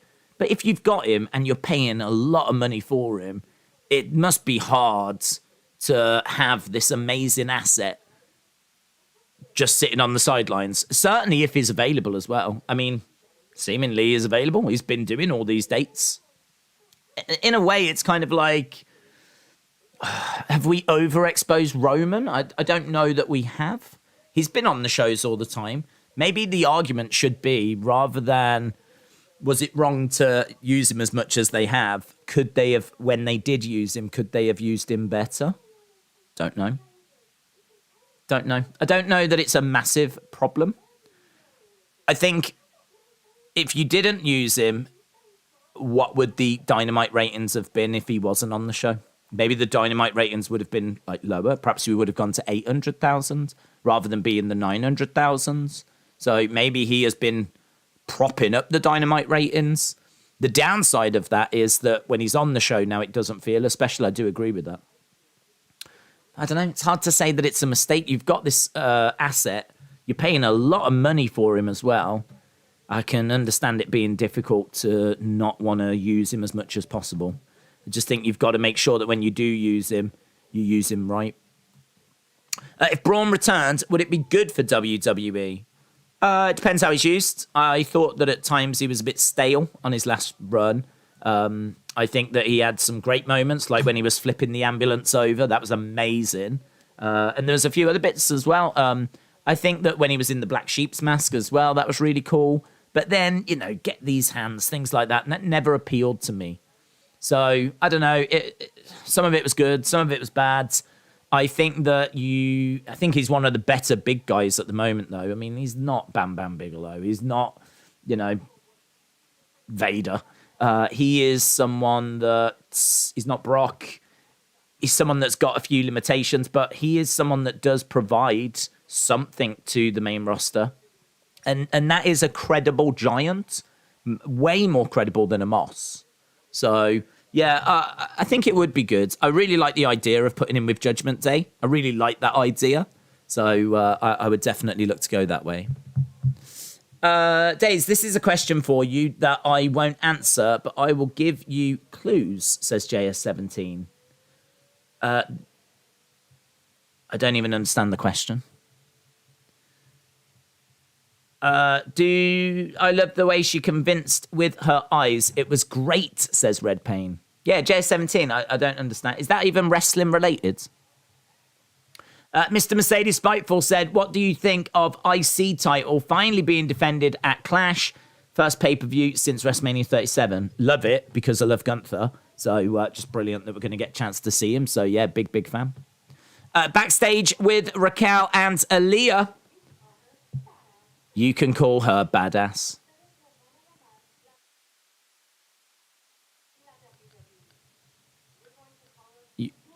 You're going to call us your new SmackDown Women's Champions? I don't think we are. We've got this, says Aliyah. You haven't. Right, here's Alexa. And CGI Lily. Is she carrying Lily? She is. Lily is back. Lily is back. We'd had a few weeks without Lily. Triple H said, no, we can't do any more of shows without Lily. Bring her back. So Alexa and Asuka. Dun-dun-dun, dun-dun-dun, dun-dun-dun. Bam, ba, bam, ba, ba, ba, da, bam. Lily is back. Lily is back. Boom, boom. Okay, Asuka making it. I don't know who they're facing. Did you notice the door being back up when Bianca... Did you notice the door being put back up when Bianca and Rhea were walking? When Bianca and them were walking. No, it didn't. Oh, is that another, like, Dexter thing in the background, is it? Here's the EST. He is expected to be on this show, unsurprisingly. Io and Dakota will win the women's tag team championship belt. Lily was out last week. What, was she on the show last week? I don't remember seeing her last week. We've definitely gone a few weeks without her because it was starting to become a talking point on Twitter. Lily is the biggest return, says Bianca. Dun, dun, dun, dun, dun, dun. Right, we've got Asuka, Alexa, Lily, and Bianca in the ring. Who have we got? Are they jobbers? Oh, we got jobber women! Oh my God! Jobber women! I can't remember the last time I saw jobber women. Look at this jobber woman! She's wearing a mouthpiece! Oh my God! Jobber women! Jobber women! Jobber women! Yes! Ba-da-ba-ba-ba! I'm loving it. Jobber girls? Oh my God. Days is acting like these women are aliens. They are to me. I don't know who they are. I don't even know if they got names. Didn't even get named, did they? Bianca Belair jumping over the top. Drop kick. Down goes Edith. Edith the killer. Down in the corner. Bianca looking over. She's saying to both of the other women. She's saying to Gladys and to Ethel, get in here. Edith, Gladys, Ethel, trying their best at the moment, but they are not a match for the EST. Absolute scenes. Edith now in a headlock, looking for a suplex. She's got Edith up. Oh my God. Parading around. She went full on Ryback. Bianca went full on Ryback. She had him up. She had Edith up in the air. Started like stomping around. I thought she was going to start shouting, feed me more. Alexa, big smile on her face. Her name is Edith Penis. Yes, Edith Penis. That is her name. Edith Penis in the ring right now. I heard she's a member of the local wrestling promotion. Monday Night Raw. John, shout out to you. One of them is Danny Moe, who used to be in OVW. No. Edith, Ethel, Gladys. There's no Danny's, I'm afraid. ViralRabby.com. Watch live. Shout out to you. Viral Rab. Is that Viral Rabbi? As in, like, you know, spiritual. Jewish thing. Brenton said, I remember the point about Triple H signing talent. Last said that... oh, has it gone? I remember the point now about Triple H signing talent. Last said the tampering email will limit Triple H from talking to AEW guys and from signing guys he can legally talk to. Happened with TNA tampering. Well, he won't be able to sign people from AEW that are under contract, but anyone that's not under contract, why can he not talk to them? I don't see how it limits him in any way, to be honest, because he can't. I understand, like, reaching out to people that are under AEW contracts might be tricky, but in all fairness, there's question marks as to whether he should have done it anyway. Whilst they're under contract. Oh, look at that armbar. Beautiful armbar for Asuka. Asuka with an armbar, and it's an easy win. So, Asuka.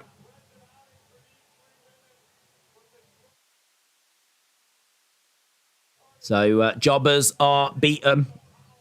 There was a KOD in there by Bianca. She didn't go for the pin. Man, it's a lovely armbar. That is a lovely armbar. Look at that. Look at that move. That is why Asuka is so good. Right, we're just hearing from Bianca right now. How long are we in? 40 minutes in. Just a month ago, y'all didn't even go here.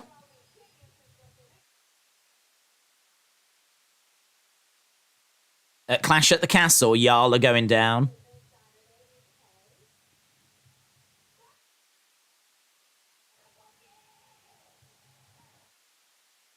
Skirt bringing the energy to the promo.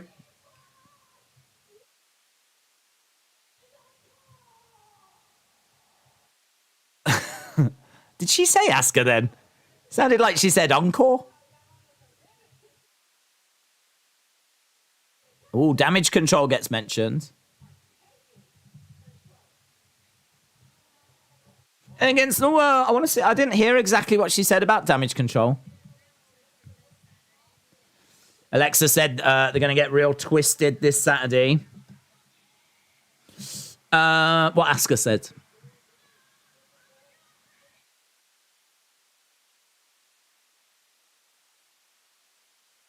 The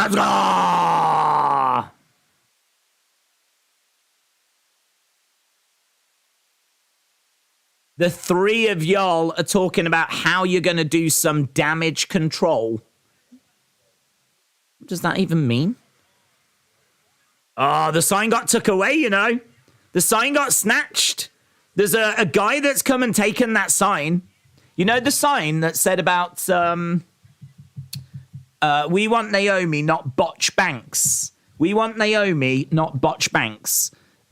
Someone came and took it.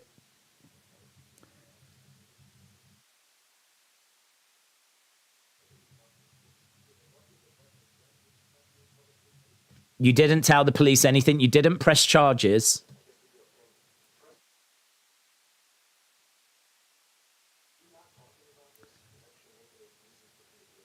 You not talking about this is making it easy for him to get away with it.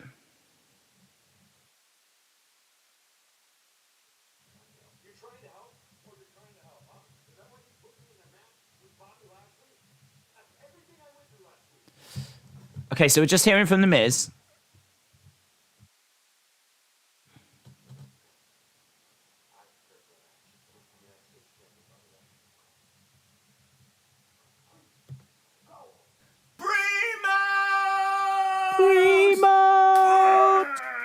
Okay, so he's in a match with Bobby. Oh, that's all right, you know. Oh, cut. Cut time. Kurtz. I tell you what, I feel like loads has been happening in this show. Not even an hour in, I feel like I've already like so many notes.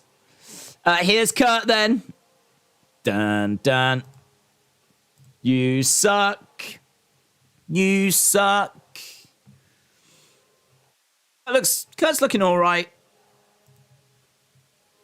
He's starting to look old, to be honest. To be truthfully honest, he is starting to look old. Mitchell said, at this point, Bianca needs to come out wearing Dexter disguised as the title on her shoulder.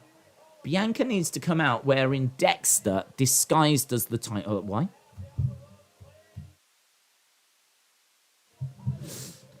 Here is Kurt. Thank you! Thank you!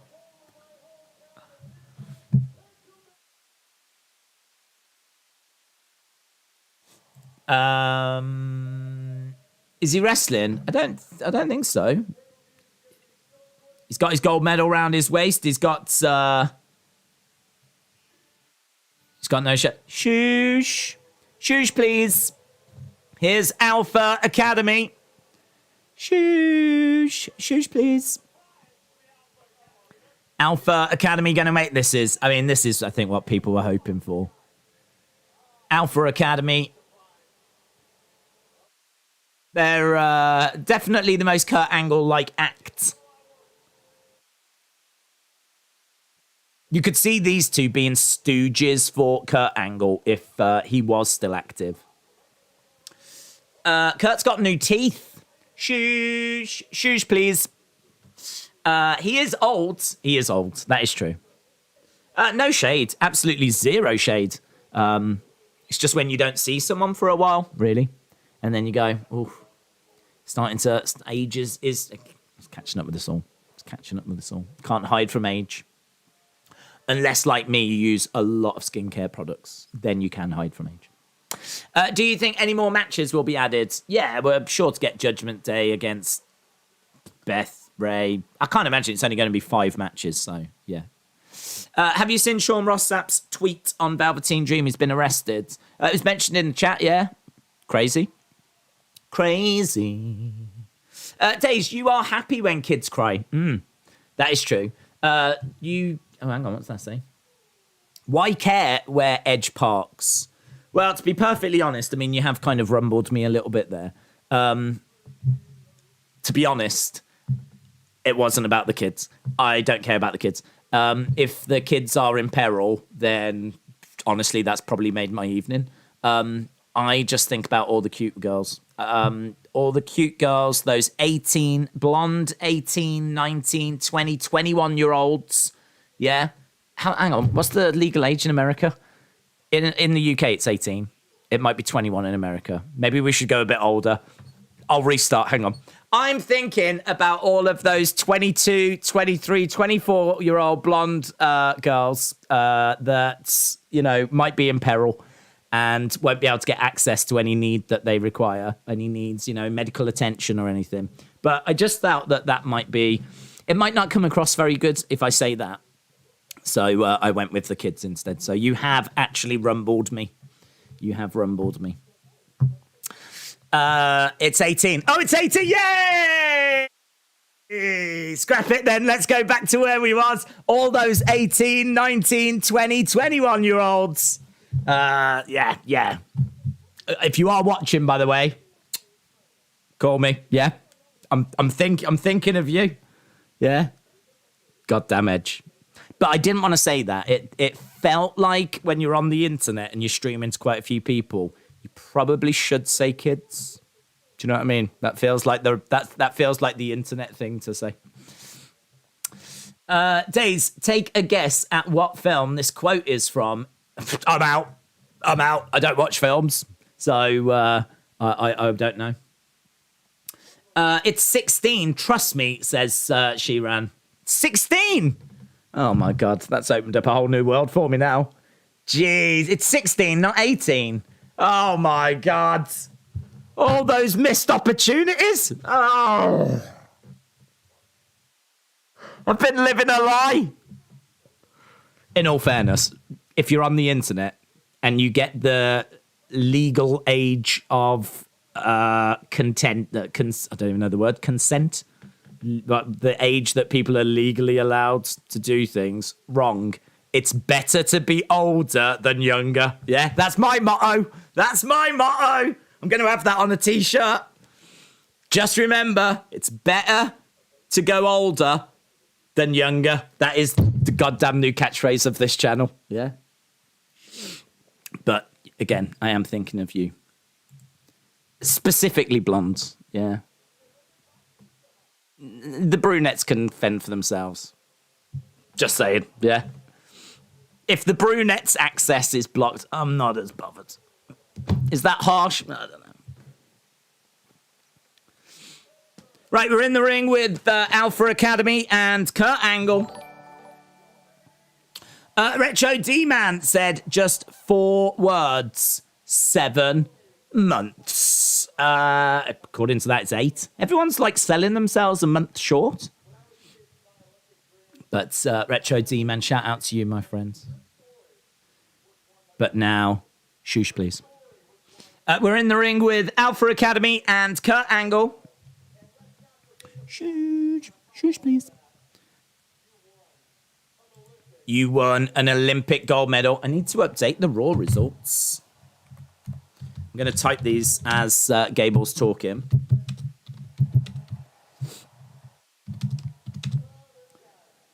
This guy. Oh, look at this guy.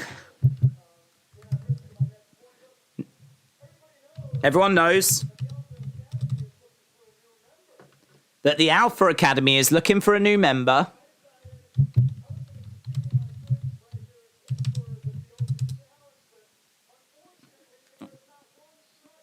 There's not one shred of talent in Pittsburgh, so they can't find a new member. There's no talent in Pittsburgh. Fair play. It does seem that way. Shush, shush, please. So, they're going to reach out to Kurt.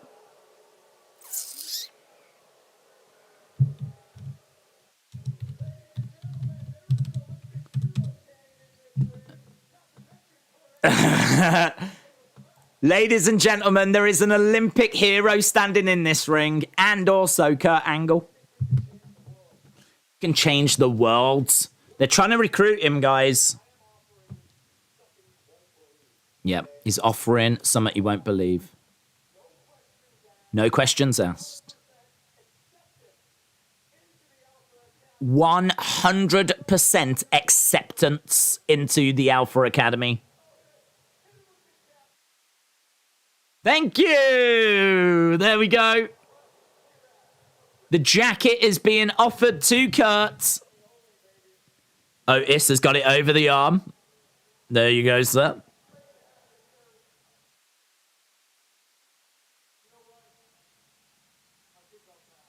I think I'll pass, says Kurt. Kurt declines the opportunity to join the Alpha Academy. Excuse me?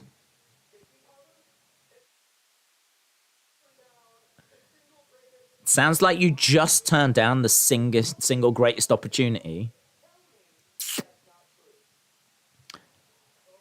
Oh, it's true. Oh, big shoosh. Big shoosh. Big shoosh. Did you just shoosh me? He did. I definitely heard it. I was here for it. Definitely happened. Baking powder. Shoosh, please. Thank you.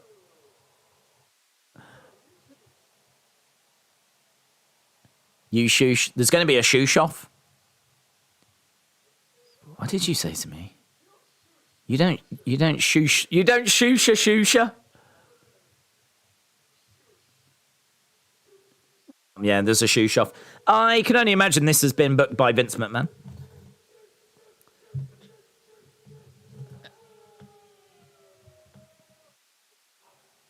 Okay, so they're both shoosh at each other.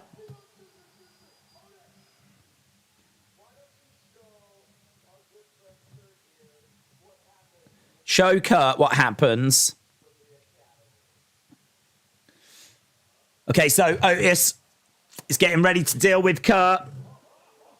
Street Profits. Here's the Profits. Bum bum bum bum bum bum bum bum bum bum bum bum bum bum bum bum bum. Profits make the save. This segment fell apart, says Anna.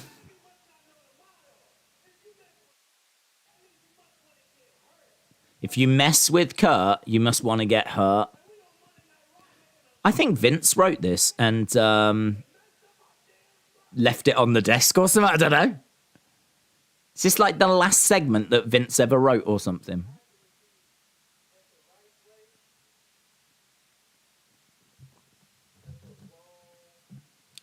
You're at the right place at the wrong time.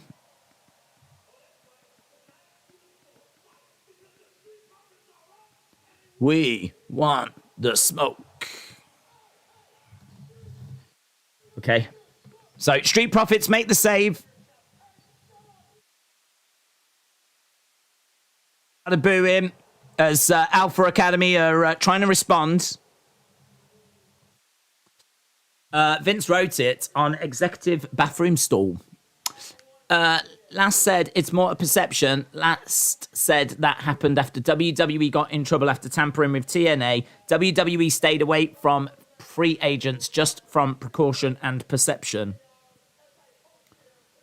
It doesn't make any. This won't make any difference. If there's someone that they want, they will go and get them.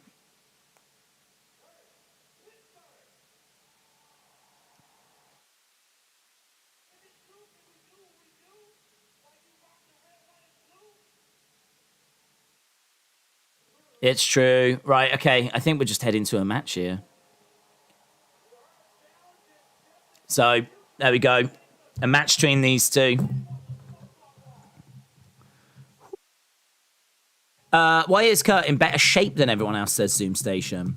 Justin, hello. Hope you are well.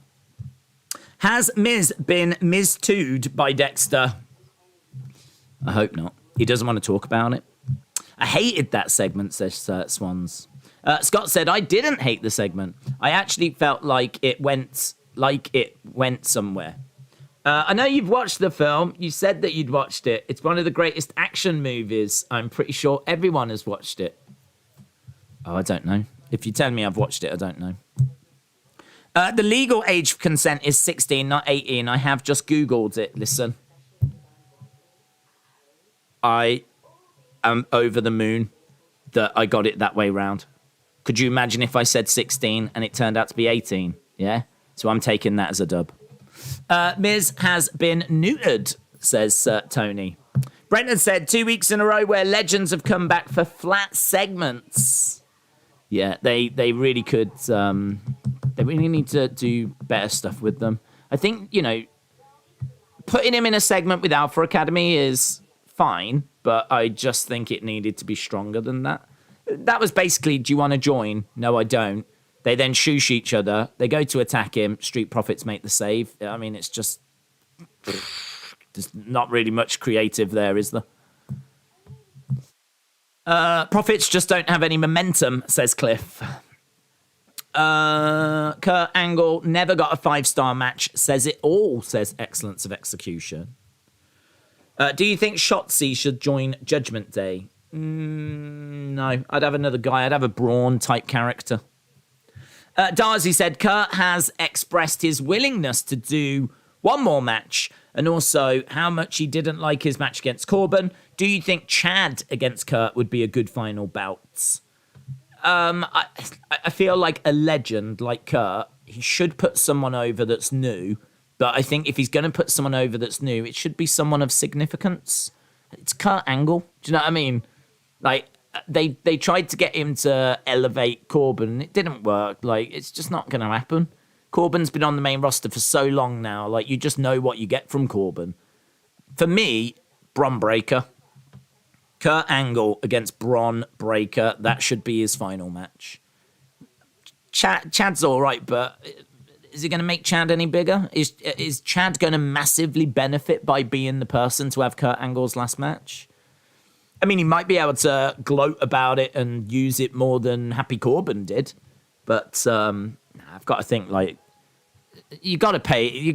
I understand using him to put, like, someone new over, but it's got to be someone that's at least got some kind of prospect. I just don't really see Chad going that far.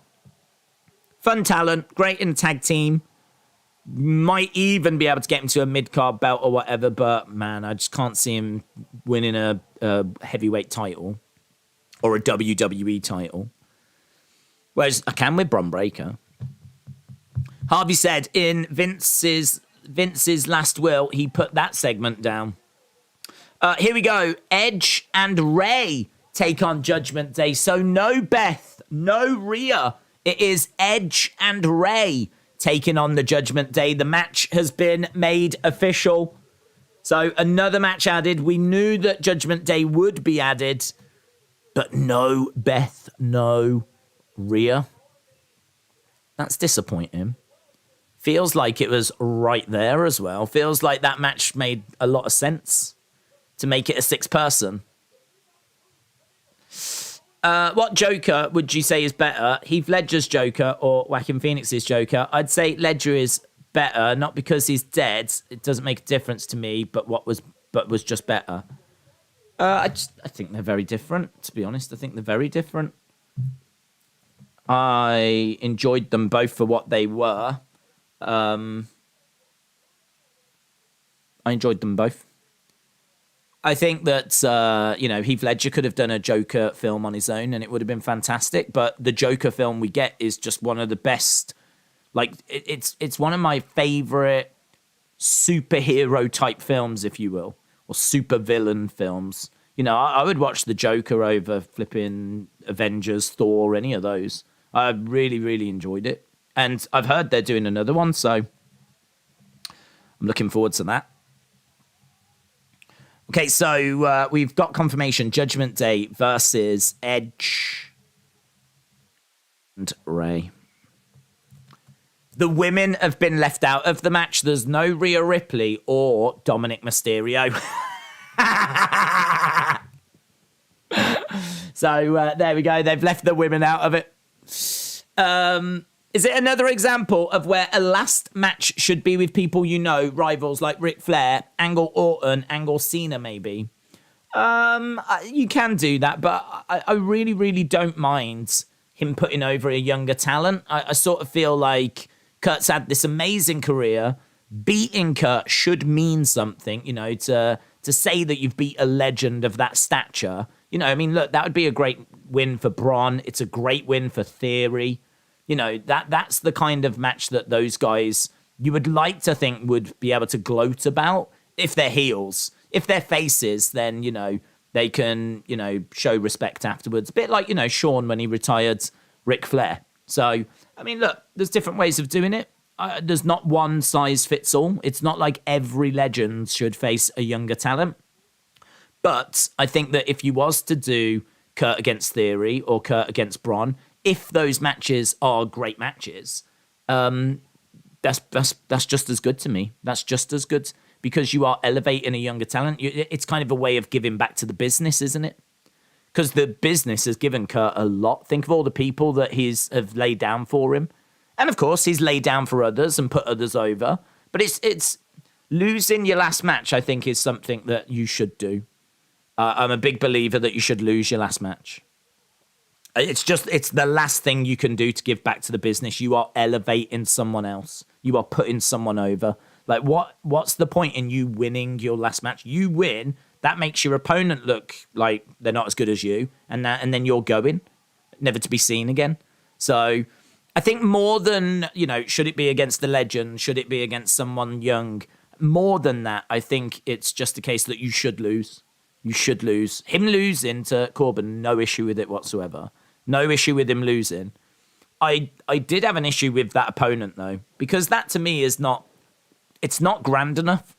It's a young talent, but it's a young talent that I don't think many of us see being the next Roman or anything like this, being the next, major star. And for someone like Kurt, who is a big name, I think he deserved a better opponent than Corbin. When it happened, maybe they thought Corbin could kick on and, go up the card or whatever. But, and it would give him something to, brag about. And, I can sort of see the logic, but I don't know. Maybe it was the best option at the time without looking at the roster at the time. I'm not sure. But for me, I could go through a list of people, Gunther, Breaker, Theory, like all these kind of heels that you can see getting somewhere. They would be better opponents for Kurt's last match, in my opinion. Or you go with the legends and you do like a nice little feud at the end. That's how Batista went out, didn't he? He went out to Triple H. He lost to Triple H, and that was fine. Dizzle Dog, hello. They need to put Kurt on commentary. They've just got him sitting there. They are missing out. It's a good point. It's a good point. A lovely dragon screw on through the ropes from Chad. Kurt is just sitting there. I don't know why he's not sharing some of his wisdom, to be honest. It is a bit strange just having him sitting there. So we are underway with this match. This is Street Profits against Alpha Academy. We're over an hour into the show. I feel like a lot has happened. Again, it's certainly got a nice pace to it. There's not much in the way of, like, you know, time to get a breather. This match might be that, but we haven't had too much of that. I think there's a problem with how you book the opponent after. Like you said, Corbin, just look how he fizzled out. Not his last match, but look at Fandango and Y2J. That was terrible. Yeah. Was that his first match? Can't remember if it was his first match, if that was his debut, but that might have been how they tried to launch Fandango. But I agree. I think if you are going to do that kind of a thing and have them go over a legend, be it first match, last match, or whatever, you've got to follow it up with the right booking. So yeah, I agree. The next Joker movie looks awful. It's a musical and Lady Gaga is Harley Quinn. I think making a second Joker movie is a mistake as Joker didn't need a spin-off. It ruins its speciality. Well, I think there's more stories you can tell. I mean, Joker is a very rich character who I'm sure, I've never read the comics, but I'm sure he's had many experiences and there's many stories that could be turned into films. So, you know, we see how he turns and, like, you know, his background and kind of the moment that he becomes the Joker and, you know, he's seen as a leader for all the wrongdoers. So, I mean, it's a really interesting film, but I feel like the film gets him started, but it'd be really good to see him. It'd be really good to see him, like, causing havoc in the city, robbing banks, planning a big heist, doing something to show him terrorizing the city. And then at the end of, like, that second Joker movie, that's where, you know, we can start to sense that Batman is coming. Or there's Batman that's around. You don't see Batman, but there's just an indication that Joker's not going to get away with doing this for very long without there being, you know, Batman. So for me, like, the Joker movie's great. It sets the scene up, but I feel like Joker needs to do some stuff in order to be seen, like, as a threat, if you will, to the city. I need to see him doing heists, bank heists. I need to see him planning big attacks. I need to see him terrorizing the elite of the city or whatever it might be that he does. Now, I don't read the comics, so I don't know what his backstory is or anything. But I think there's material you could definitely do a second film with. But no, it shouldn't be a musical. I don't mind Lady Gaga being a part of it. She's been in films and TV shows. She could be all right. I don't know if she'd make a good Harley Quinn, but I don't mind her being in it. But I think you could absolutely do a second film. Will Dexter Lumis appear today? I think so. Thought Dom turning on Ray at Clash. People thinking he's going to join Judgment Day, but instead he's sick of his father having no faith and tired of his father being in his father's shadow. Listen, I think that he could join. Judgment Day just because he's simping. I mean, maybe it turns out that he's actually running 50 Rhea Ripley simp accounts on Twitter, and he has been since, like, he first joined. And now it all comes into light that he's had a crush on her from the start, and he joins Judgment Day. I'd do that. I mean, I wouldn't really, but I think there's definitely ways that you can get him into Judgment Day. But I did love her, like, convincing him to hand it over the kendo stick. I think that's kind of a fun little moment. The musical thing's a joke, says Retribution. They should just develop on the Joker character more, add more facets to his spiraling madness and mental decay. I like that. I'm scared to watch Black Panther 2 because I don't want to see Chadwick replaced, says Trini. Only musical movies I like is High School Musical and maybe La La Land, says Harith. Only musicals I like are no musicals because all musicals suck. Those are the musicals I like. The ones that I don't get to see. The ones that I don't watch. They're my favourite musicals. Nah, I mean, musicals are not my thing. I'm not a musicals person, but I get the appeal. Right, oh my God, we're still underway with this match. Oh my God. This match is still going. Right, DDT there by Montez on Chad. Harif said High School Musical is good. I like it. Singing in the Rain, says Cliff. Sucks. Grease is great, says Brenton. Sucks. Everyone loved the AEW musical, says James. Grease is great. Don't hate. Oh, go on. Tell me more. The Bloodline and Sammy are supposed to be at Raw tonight. Why is this match not over, says Cliff. Dom join LDF. The Garda del Fantasma. Aren't they about real lucha? Not simps. Oh, Otis slamming down Dawkins. Only musicals I like is Crush, Grove, Rock of Ages, High School Musical, and Frozen, says Larry. Singing in the Rain, says Jordan. What the hell is going on with this chat? What is up with you all? What the flip is this? Are we really sat here on a Raw stream talking about our favourite musicals? Come on. Come on, guys. Yeah? I was talking earlier about 18-year-old blonde girls, and now you're sat there going, no, guys, honestly, Grease, it is to die for. I will not have anything bad said against Grease. Come on. Kick out by Chad. Darcy said, as a film student, I love talking about movies. The Greatest Showman is a really good musical. Oh, my God. Is this a watch-along or a flipping slumber party? What is going on? Are you all in your pyjamas with pillows or something? Are we going to talk about boys in a second? What the flip is this? Watch along! Watch along! Not talking about Singing in the Rain. Jesus. Montez charging over to the corner, dumped to the outside. Heel Santa says, pillow fight. Suplex by Chad, kick out by Montez. I think they are showing some wrestling stuff. Perhaps they want to really show their wrestling chops in front of Kurt. Perhaps they want to show that, look, we can wrestle. We're allowed to wrestle. Otis is in there. Big forearm strike. Down goes Montez. Otis grabbing the legs of Montez. He's going to look to pick him up and slingshot him into the corner. Montez manages to jump onto the middle rope.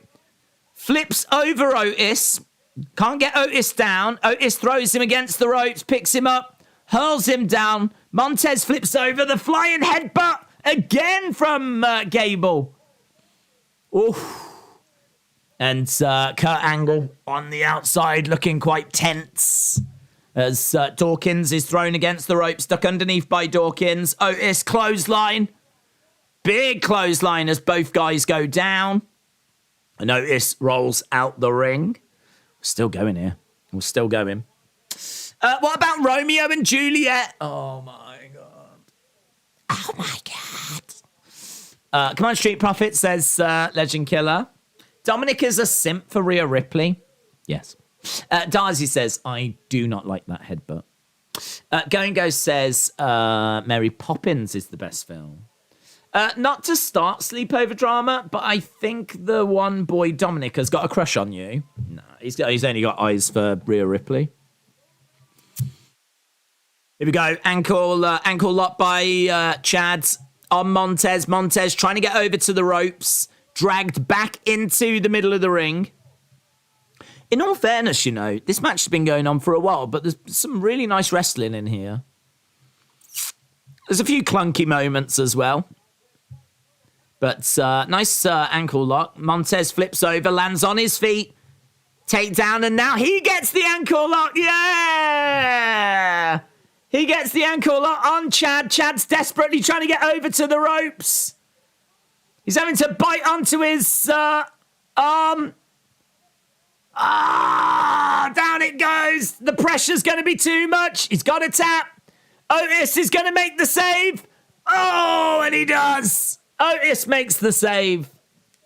I tell you what, Chad was so close, wasn't he? That ankle lock was applied, and as soon as Montez dropped down and applied the pressure even more, really felt like it was the beginning of the end. But Otis comes in, makes a big splash. Otis stepping out the ring here. Otis stepping out the ring. Wow, Dawkins hurling Otis over the commentary table. Little roll up, 1, 2. Kick out, thank God. I'd hate for it to end with a little roll up. Into the corner, little roll up again by Chad into a German, but Montez flips over. This looks like the beginning of the end. That was nice. Shoulder tackle, shoulder barge into a German. It's going to be frog splash. Massive frog splash. Boom! Connects. 1, 2, 3. That's better from Montez. Better from Montez. He hits the frog splash and he's not writhing around in pain for about a year afterwards.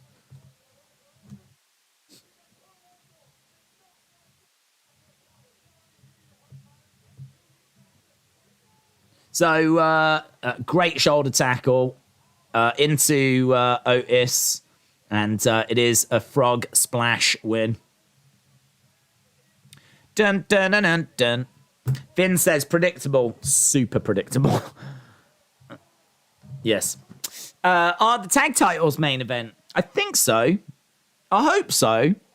I heard they're going to try and make it seem like a massive deal, so I hope so. Knowing you lot, you're probably hoping that we're going to have a little musical. Right, Street Profits beats Street Profits beat Alpha Academy. Oh, they give him a solo cup. There we go. Yeah. Oh.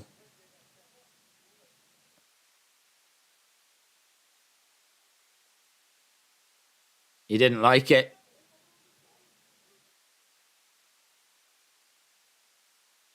It's too strong. It was whatever was in the cup was too strong. Milk.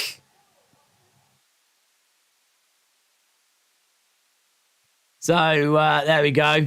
The crowd popping for milk.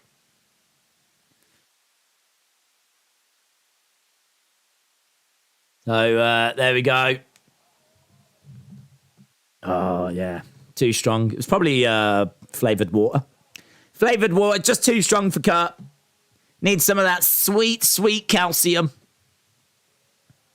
Need some of that cow juice. Give me some of those cow juices. Dun, dun, dun, dun. He's throwing milk out to the crowd. Yeah!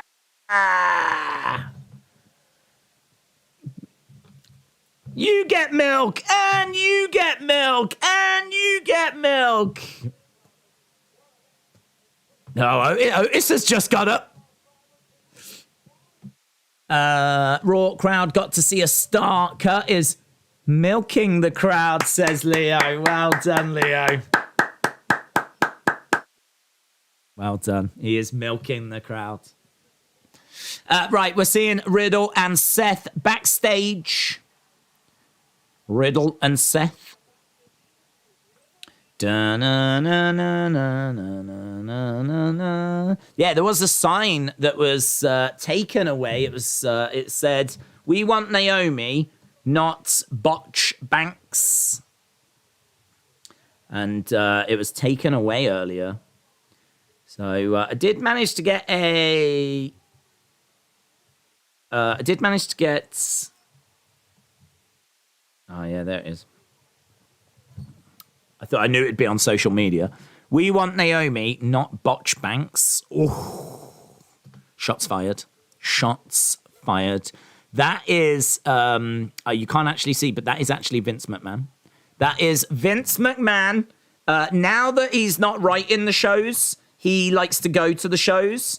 And he's got really good connections, like Green Shirt Guy. So it means that he can actually get in the front row whenever he wants. So he likes to go along to the shows now and take some signs. And this week he's taken We Want Naomi, not Botch Banks, which I don't know how you feel about that. I think it's fair. I can't wait to see what signs he comes up with in the future.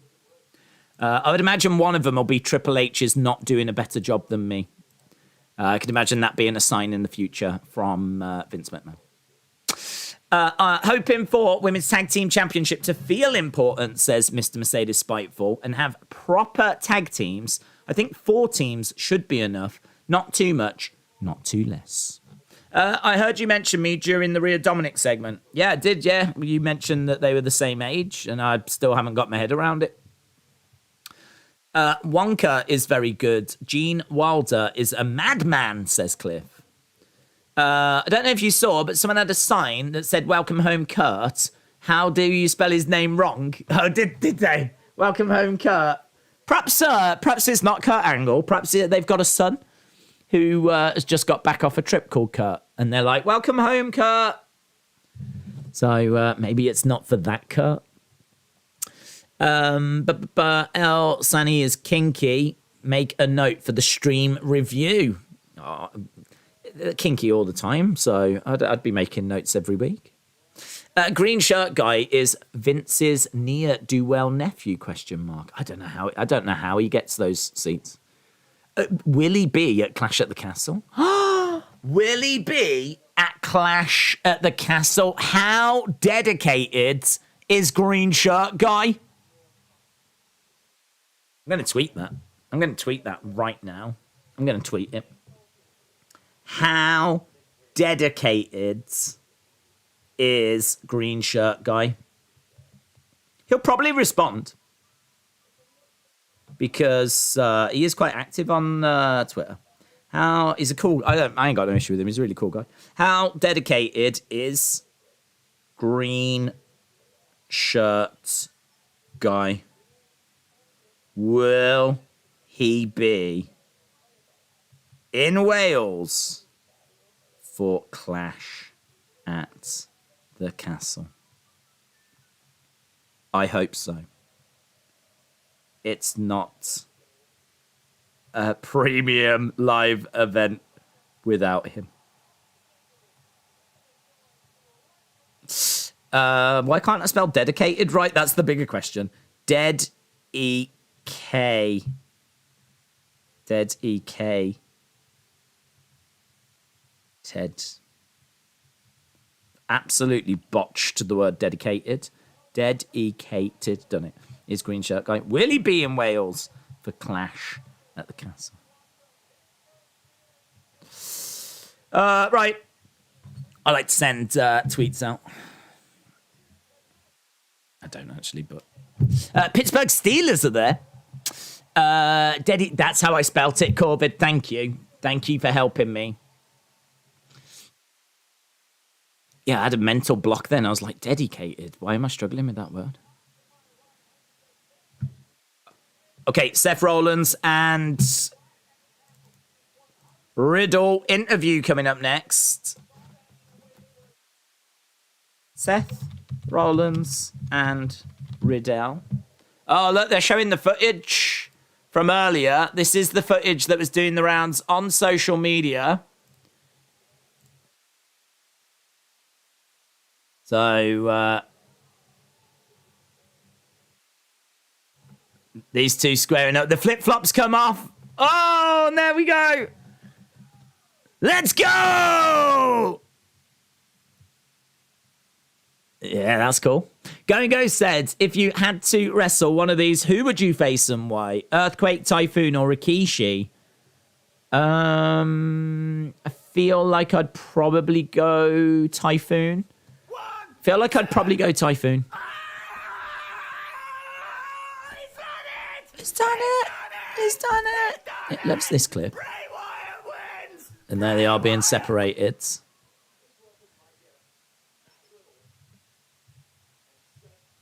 Matt Riddle. Matt Riddle. Matt Riddle. Matt Riddle. Matt Riddle! He's got his first name back! Matt Riddle! Matt Riddle's back! I remember this guy. He was in NXT. Matt Riddle!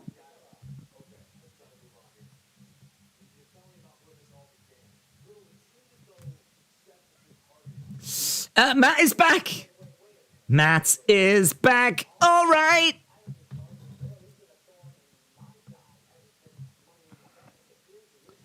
So Seth and Riddle, or Matt Riddle.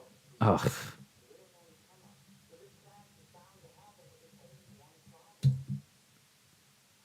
It's my time.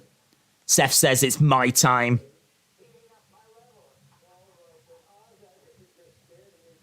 You're scared of me, bro. Just like Roman embarrassed you.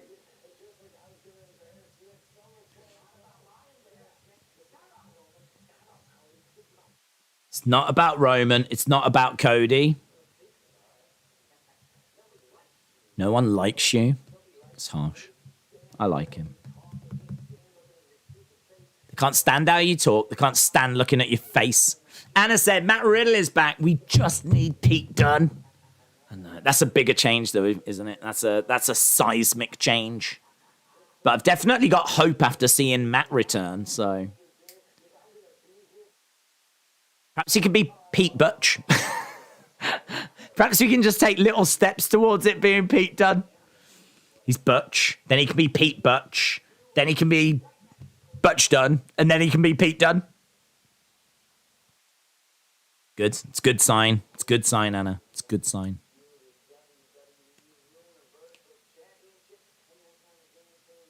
There's not a damn thing you can do about this.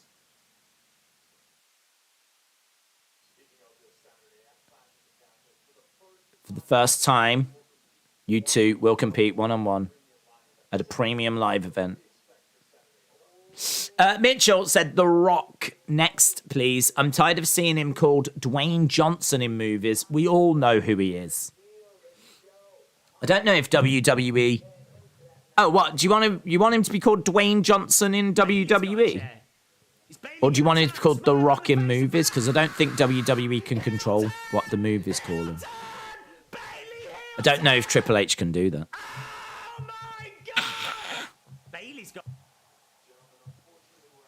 We're out of time.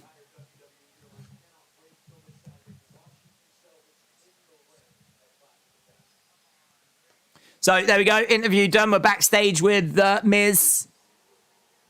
Loomis was there. Loomis was there. Loomis just walked past.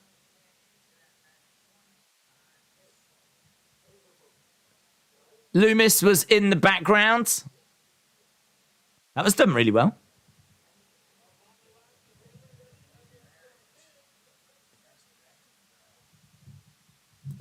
So Riddle said, I'm going to prove to you there's only one man in your marriage, and that's Becky. It's a bit of a weak line. We've heard that kind of line used before. Yeah, it was. Loomis was the guard. He was actually the security guard. And they quickly changed it to someone else. That's really well done. That's really well done. Days, I thought Green Shirt Guy was James Ellsworth. They look so alike. Yeah! Man, it's going to take me forever to do get all these. We're already up to like 20 images already. Stop in the snow, on the floor, and ready to go. Timothy, shout out to you, bud. Timothy says, oh, we got a few actually. Timothy said, Roman won't lose the titles. That's a bad move for WWE. I think he could, bud. I think he could. He's got to lose them at some point. And not only that, but he's starting to work a reduced schedule. In fact, that reduced schedule has already kicked in. So we know that Raw wants a world title. So there's already lots of reports that we've got to try and get at least one belt off him. I think that I would go for that. I would take one belt off him. I would take one belt off him and leave the Universal on him. But at the moment, there's nothing that says that's what we're doing. And I can just see Clash at the Castle ending with a big moment, pyro going off, crowd celebrating. There's a lot of video packages that are very kind of, this has been a long journey type thing. Lots of, retrospectives. I think that's the word I'm looking for Drew. Everything just makes me feel like he is going to be the one. I think he's going to be the one. I am leaning to Drew doing it. But there's plenty of people out there that think that Roman could retain. I feel like it's quite split. I don't know that it's 50-50. I think, in fact, let's do a poll. In fact, let's not even guess. Let's do a poll and we'll see. Let's have a look and see. Let's get a poll. Who leaves as champion? So the options are going to be Roman with both belts, Drew with both belts, or is it going to be one belt each? Do they find a way of separating them? Let's ask and see. What happens at Clash? Roman leaves with both belts, Drew leaves with both belts, or they leave with one belt each. That'll be interesting. I think I know what option is going to win, but we will see. Bad Bunny, the greatest wrestler in the history of WWE, is the MTV VMA Artist of the Year. Absolutely. Is there nothing this guy can't do? Is there nothing he can't do? He is my spirit, literally my spirit animal. My spirit animal is a Bad Bunny. So there we go. Well done, Bad Bunny. And moments ago, we're just having a look at Riddle and Seth. Theory explained that Butch is his nickname when he's with the boys, so it should be easy to establish Pete Dunne as his name.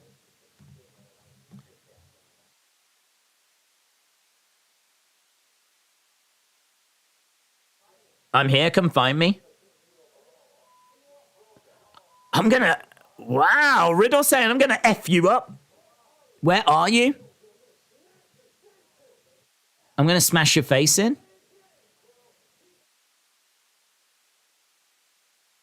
They're not even bleeping that very well.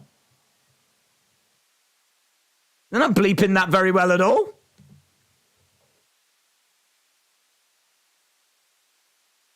They're doing an excellent job of making this seem like these two really, really do not like each other. They're doing a great job of that.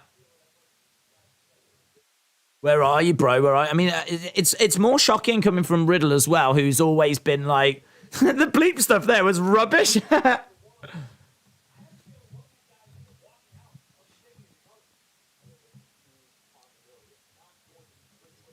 I'm going to the F word, yeah. And he was actually saying the F word as well. And the way they bleeped it was rubbish. Like, I totally know what he said. I heard him say the bad word. Guys, I'm corrupted. I've been corrupted by WWE. I need to complain. God, I don't know who was on the flipping bleeper, but whoever it was, they flipping botched it. Perhaps it was Nia Jax. Perhaps Nia Jax was on the bleeper. That thing was flipping botched as bad as her matches. That felt very genuine. Let him in said swearing. Yes, come on. Swearing, swearing, swearing, swearing. It felt very genuine. It did. Poor Daisy's innocent ear. I can't believe it. I can't believe it. I've never even heard those words before. Right, Right, Bob. Bibbs is here. Bibbs in the ring. Bibbs taking on The Miz. Bum, ba, ba, dum.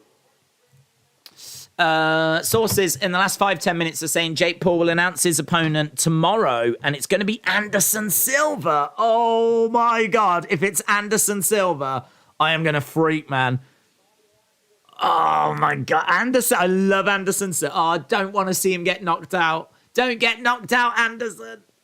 Don't get knocked out. Anderson Silva. My favorite.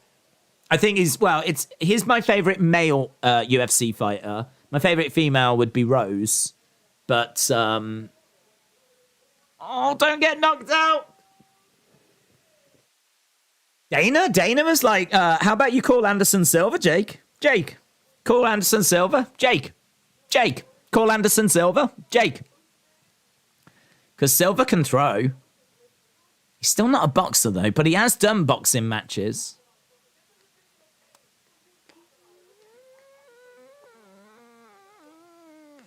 Credit, yeah, it's a gamble. It's a bit of a gamble. That is a challenge. That is Jake testing himself. He is testing himself there. I'm looking forward to seeing that. I hope that happens. They've both got their cards, their friendship cards. Okay, so we are building towards Miz against Bibbs. My prediction is Drew wins both, but Theory cashes in and takes one. Did we kiss halftime scores? Miss halftime scores? Yeah, we did actually. We did. We can do them now. Let's do them now. Hang on. Halftime scores, everybody, it's the halftime scores. I really want to know your halftime scores. Put it in the chat. Halftime scores, everybody, it's the halftime scores. Are you happy? It's the halftime scores. Are you happy or you sad? Halftime scores, everybody, it's the halftime scores. I should get that recorded. If I got it recorded, I could just press play then. Just sit here like this. There we go. 6.579, 6.575, 7.574, 6.5, 6.5. That is a dub song. Ledge Killer says 6.5. Owen Jones says 7. Trini says 8. Dark Angel says 8 bleep words out of 10. 9.7, 7, 6, 8, 7.5, 6.5, 8, 7, 0, says Tim. 0. 6.5, 6, 7.6. Y'all doing too much. What, on this show? On the go home? There is a lot, actually. There is a lot. Normally, at the end of a show, I'd have around about 23 images for our post-show review. We've got an hour and 20 minutes to go. I'm at 20 already. I don't even know if I've got that many spots to actually, I don't know how many images I can have. So, yeah, there is a lot going on this. When are you releasing that whole song? Just got to keep building demands. I mean, I think we're at the point where we do break into the billboards, but if it ain't going to go straight to number one, then, what's the point, to be honest? All or nothing. Got to remember Anderson Silva beat Chavez Jr., who has a 52-5 record, a multiple-time world champion. Anderson outclassed him. That will be tough for Jake. It will be tough. Yep, it was a really good performance by Anderson. 6 out of 10. Cultaholic's AI-generated episode was good. It makes the real one seem worse. I'm going to guess Dexter is under the ring, says Jake.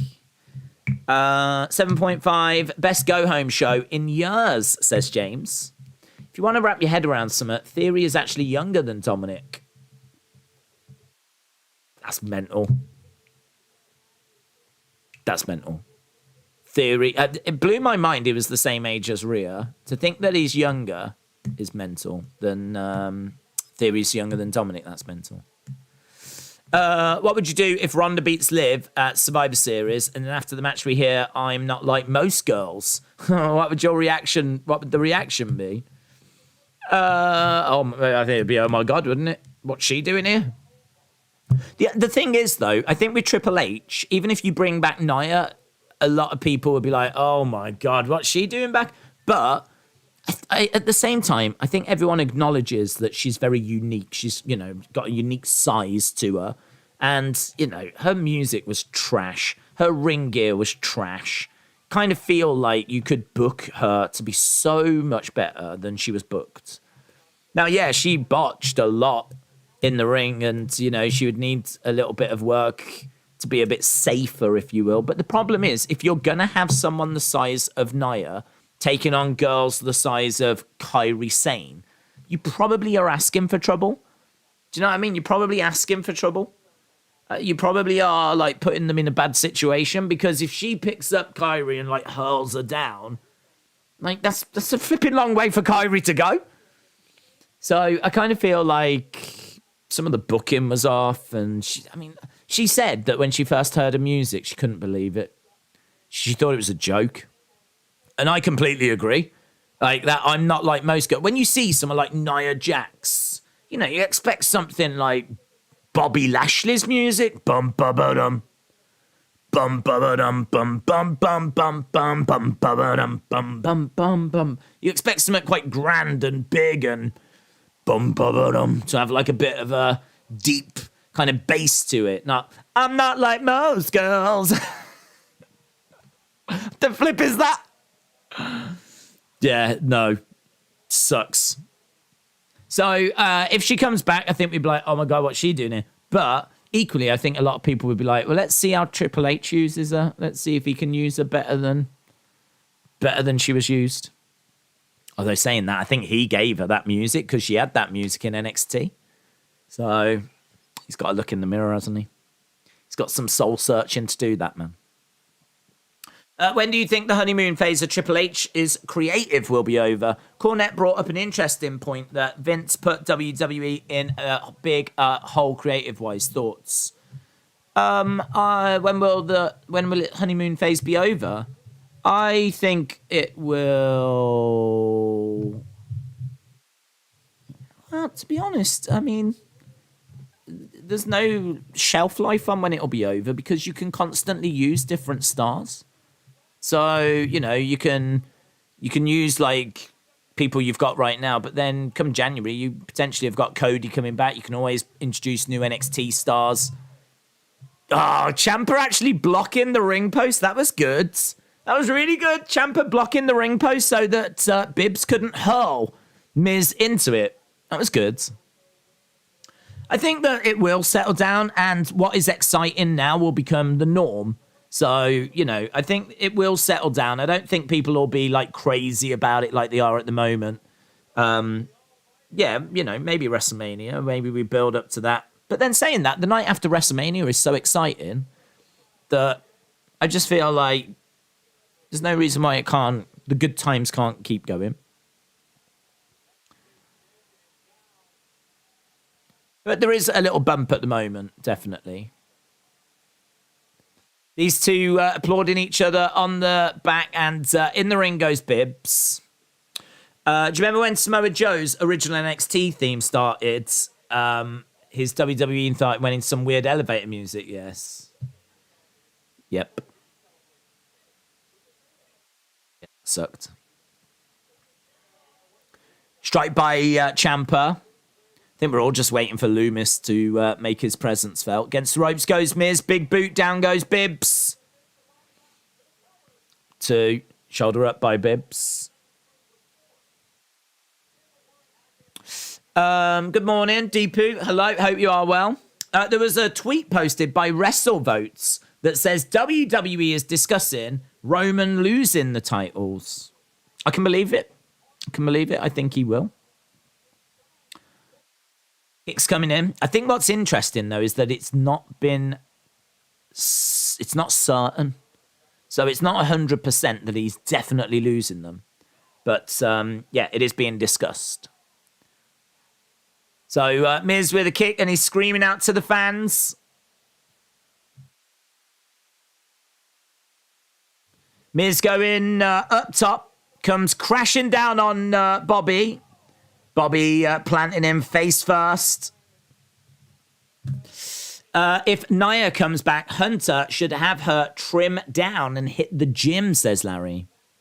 If Drew wins, he loses one belt to Cross at Extreme Rules. Tyson said Triple H should bring back Nia, put her in NXT, help her, but also help The Rock's daughter with her skills, says Tyson. Do you think after Worlds Collide, it's a good time to get back into NXT, says Sahil? Do you know what? A few weeks ago, I tried to watch NXT and I couldn't get into it.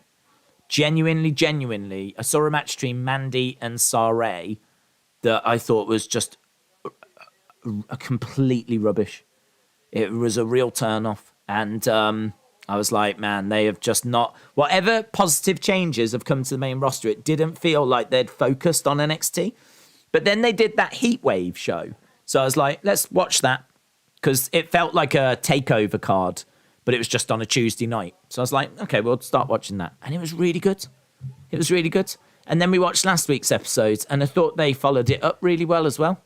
So I was... it's on my radar.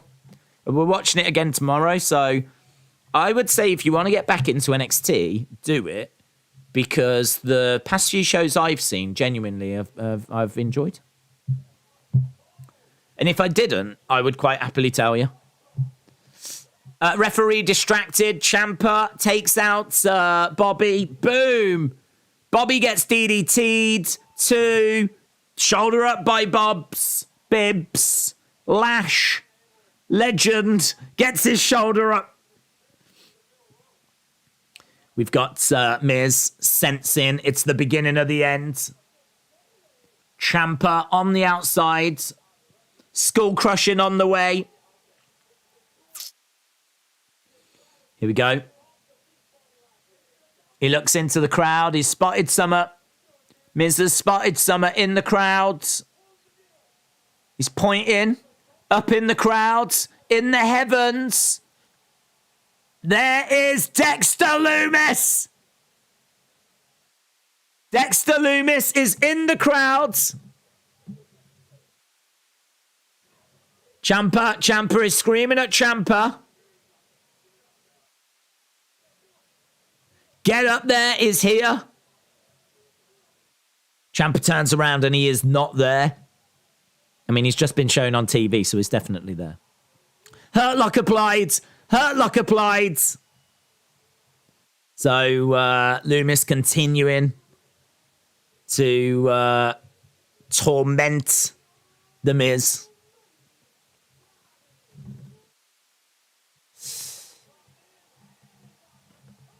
So Miz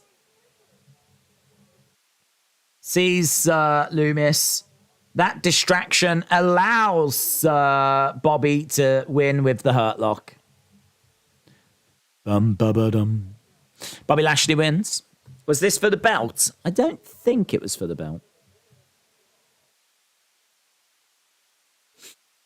WWE is bringing Braun Strowman back. They're discussing it. Ideas have been pitched, yes. He was right there, says The Miz. He was right there. Are you kidding me? I am not losing my mind. And Ciampa's like, all right. We're backstage with Kurt and Edge. I decided to do something special. I got some pictures made. Oh! And he looks at the back. There's nothing there.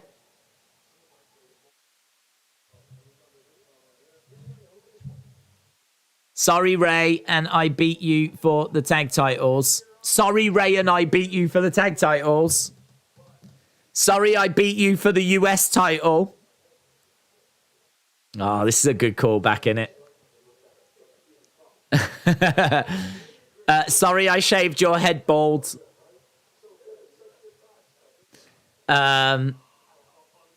Sorry, I started the "You Suck" chant. But Great memories. You still suck! Yay!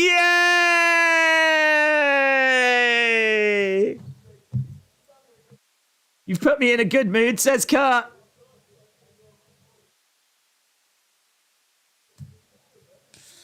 He's such a good guy. Now he sees it.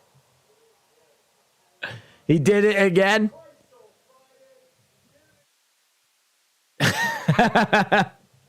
That's fun, man. That's good. I thought it was going to be a family thing, says Dom.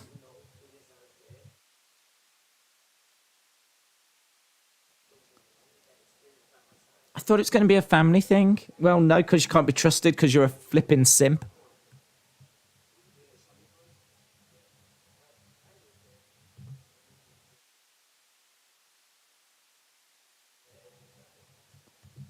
I understand, Dad. I thought it'd be a family thing. It's all right, Dad. I'll just stay on the outside with Rhea Ripley. By the way, do you know where her changing room is? Have you seen a dressing room at all? Right, we've got Usos and Sammy. Christ on Friday. He did it again. Christ on a Friday. Is that a saying? I've never even heard that saying. Christ on a Friday. What does Christ do the other days? That was the best segment of the whole damn show, next to Seth and Riddle, says James. Did you see that he called him Matt Riddle, says Harley. I did. It was wild. Tom wants to give Rhea one. He's definitely joining Judgment Day, says Elijah. What a simp. They should bring back Sunday Night Heat as they aired on Channel 4 back in... That'd be good, man. I'd love a Sunday night show, actually. I'd love a Sunday night show. A Sunday night wrestling show would be great. I just think weekends are kind of fun. And everyone's off. And just like, not too late. But just some, you know. You want it to be like, I don't know, 6 o'clock. That way it's 11 o'clock here in the UK. Something like that. I don't trust Dom. I don't think he's got your back, says Ashley. Bring back Velocity. Bring back WWF Mania. I think that was a Saturday morning show for kids. Bring that back. That's what I want. With Todd Pettingale. The Usos don't actually have a tag match at Clash at the Castle. They don't. Darcy said, I think Bobby should have a song that says he's not like most boys. Yes. I love Sammy, says Jaden. He looks so awkward. The ones have arrived. You the twos, 'cause we the ones.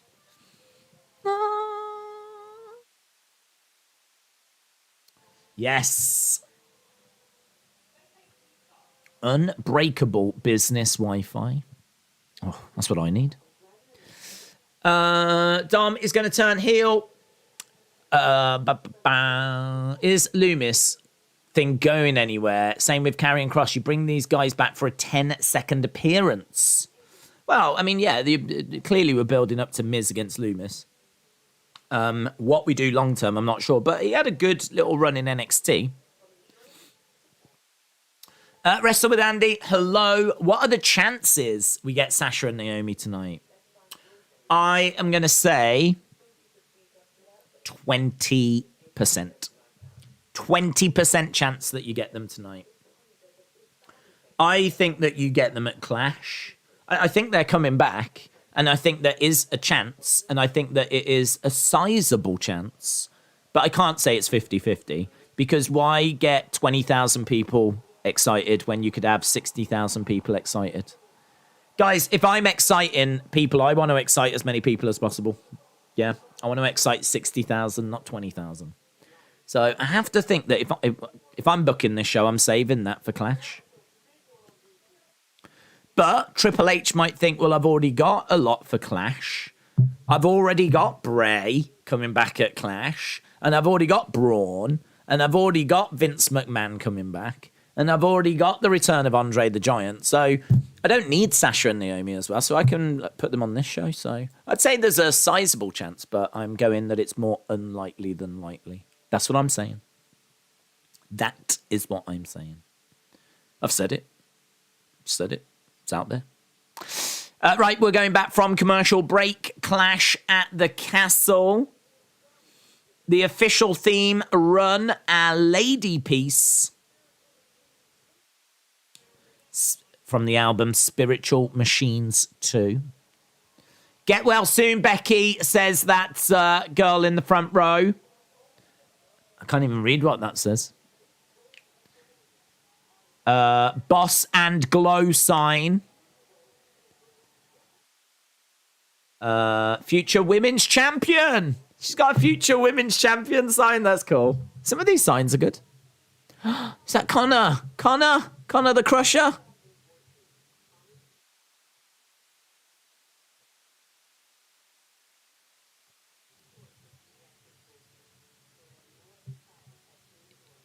He's got to be one of the most famous fans, hasn't he?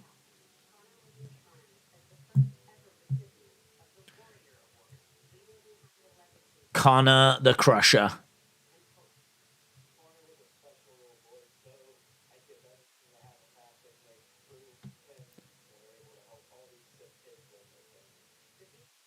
This is nice. In all fairness, you could be cynical and say, oh, they're doing this because of the bad PR. But in all fairness, they've always been good with charity work. $4.5 million in grants.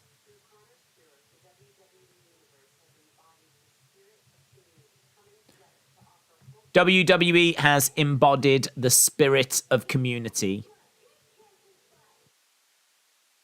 Team up to take cancer down. Donate today at connorthecrusher.org. And we got some kids in Team Up. Can't read what it says. Oh, I think it says Team Up to take cancer down. Yeah, Team Up to take down cancer. Oh, is that Dana Warrior? That's Dana Warrior. Oh, and there's Titus. I didn't even notice. Dana Warrior, Ultimate Warrior's wife, and Titus O'Neil. Titus, global ambassador. He's a great ambassador. That is a great role for him, isn't it? Usos! Where's Zelina Vega? I actually don't know. Haven't seen her in forever. Catering. Here's Sammy and the Usos.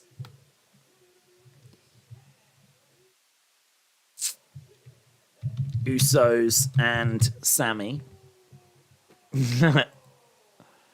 So it's Sammy putting his finger up as well. We the ones. We the ones. The honorary Us. Dancing his way down. He does look awkward, doesn't he? It reminds me, do you remember when Billie Kay was part of Riot Squad? And she was like trying to act cool. I remember her doing that. I don't know. That was like, she was standing on the edge of the ring doing this. Trying to look all cool in like little skirt punk kind of gear. And she was trying too hard. Sammy's giving off those vibes. We the ones. We the ones. So the Usos here. Usos should have a cereal. Never forget, Connor the Crusher once squashed Triple H. He did. Messed him right up. Messed him right up. Zelina Vega is injured. Oh, is she injured? She can't be that injured. I saw her doing a photo shoot. Did you see that photo shoot she did where she's in a prison cell? Let me make this clear. I do not go looking for those things. Those things just find me. But it was all on Twitter. Her in like a skimpy bikini. Listen, if you're not blonde and 18, I'm not interested, yeah? Brock Lesnar has never had a mid-card title. That's crazy. Justice for Brock. Justice for Brock. Hashtag justice for Brock. He's been cheated for too long. Curtain Edge segment was my favourite. It's brilliant. A lot of fun. It was in your recommendations. It was, I don't know, it's when you like scroll through Twitter and like, you know, just as things there that people have retweeted. Obviously, I follow a lot of wrestling fans. A lot of wrestling fans follow me, so it's just stuff getting retweeted all the time. And I'm very active in the simp community as well, so obviously it played out very well there. Roman celebrates 2 years as champion this Friday. Obviously, all the spoilers are out in regards to this week's SmackDown because it is taped. We are still doing that. I have had people saying, are you going to bother with the watch long? Yeah, it's still SmackDown.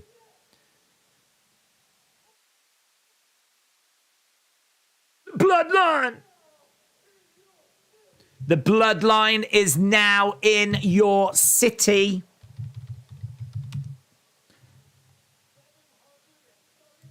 $730 days.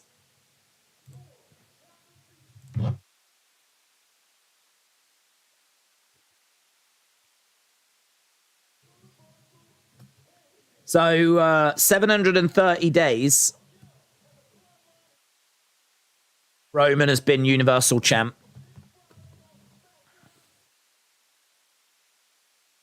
This Friday will be a big celebration. In fairness, you've already had that celebration.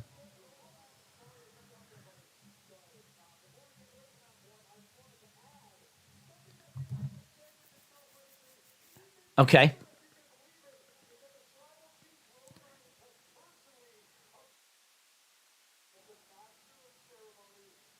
Roman has appointed me the master of ceremony. That's huge. Oh, stares at Jay.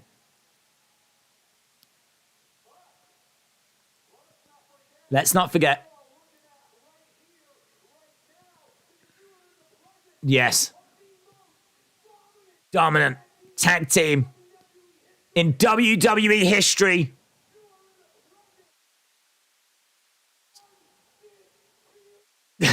Go on, Sammy. Go on, Sammy. Undisputed. It's proper bigging him up, man. Nothing changes. Bloodline is running both shows.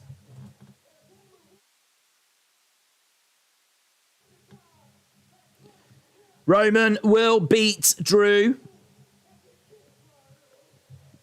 Oh, hello, Kevin Owens. Hello, Kevin Owens.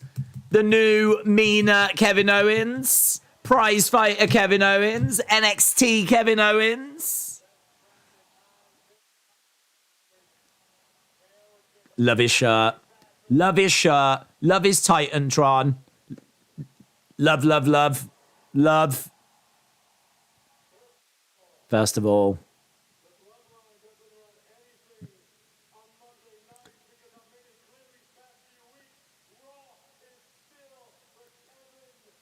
Raw is still the Kevin Owens show. Raw is still the Kevin Owens show.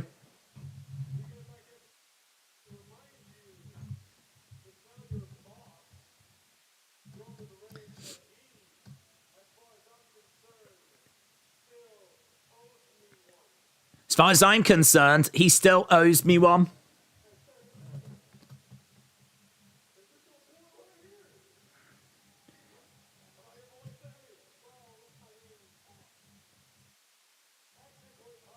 Am I your boy, Sammy? Technically, he's my boy, yes. Sammy's like, okay, let's all settle down. I'll explain it to him. I'm loving this. Listen, buddy.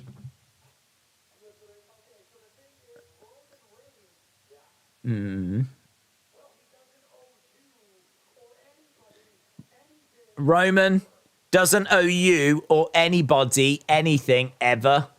That's how it is. Sammy has said it. That is how it is. Roman doesn't owe you.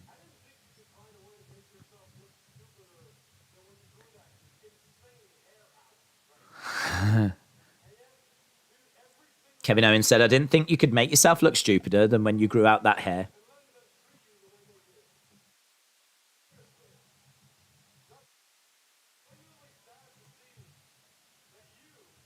I'm sad to see. You're one of the greatest in-ring performers of all time. Is really putting over Sammy. You're the Bloodline's personal clown.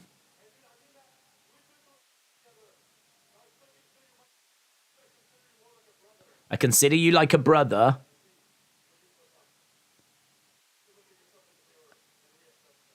Look at yourself in the mirror and reassess things.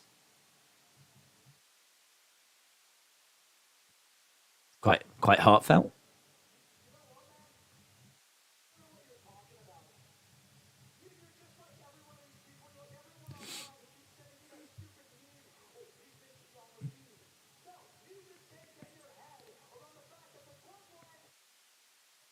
The Bloodline actually likes me, says Sammy.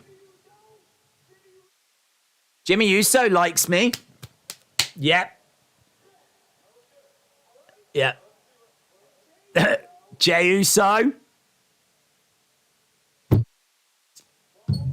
We're working on that.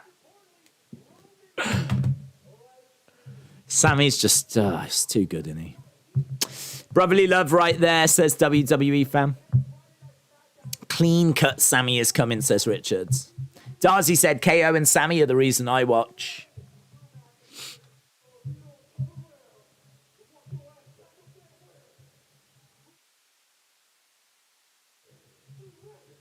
If you don't walk up that ramp, we're going to drop you like we did Drew McIntyre. Kevin Owens does not look phased. Kevin Owens actually looks up the entranceway. Is he? It looked like he was waiting for a tag team to come out. No. He's decided to go to the ring. I thought he was turning as if a tag team was about to come out.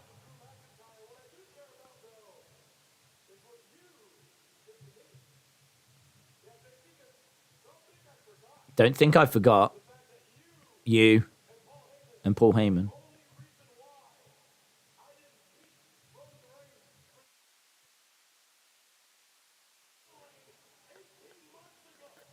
Oh, wow. He says, don't think I forgot.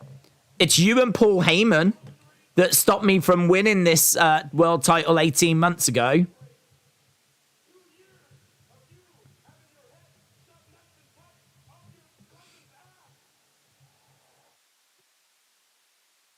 So you and Heyman stopped me 18 months ago from winning the Universal. That was at, what, was it Royal Rumble?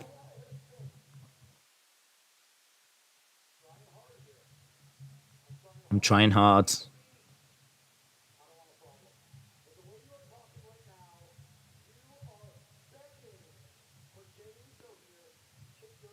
You are begging for Jey Uso to kick your ass, and Jey Uso moves Sammy out the way. Jey Uso stepping up to Kevin.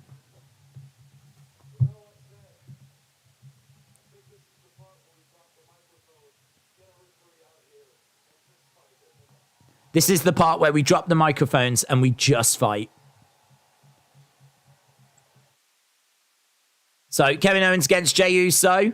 Kevin Owens wants the match. The referee has come down. There we go. Looks like we are getting Owens and Jey Uso then.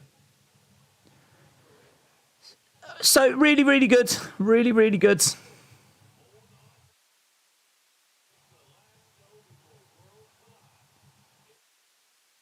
NXT 2.0 tomorrow night. Corporal punishment doesn't work with kids this day.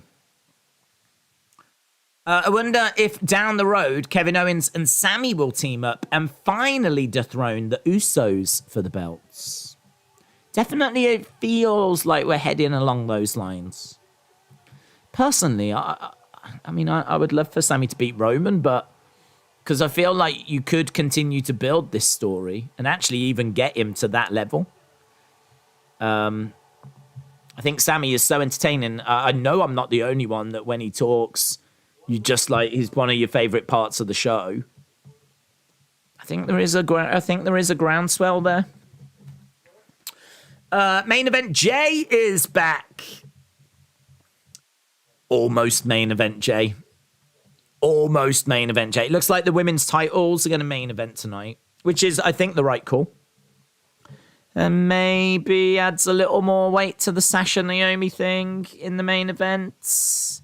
Heels standing tall. Is that how the show's going to end? I'm still saying 20%.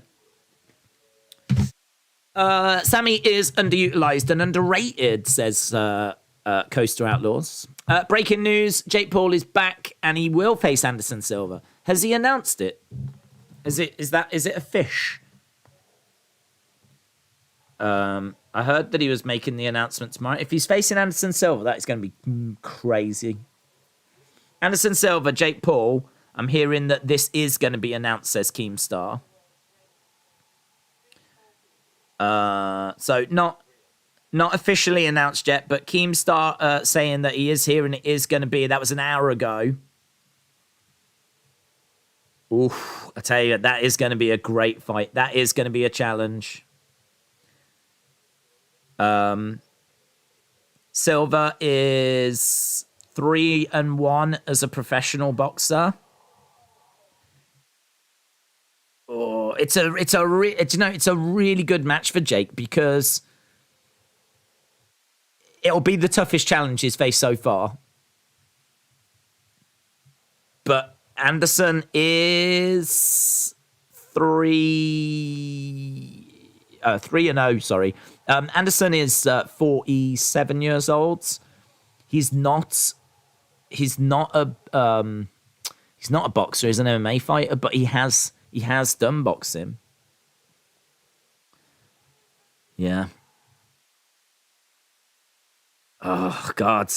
If it is gonna be against Anderson Silva, I'm gonna be so torn. I do not want to see Jake knock out Anderson Silva. That will break my heart.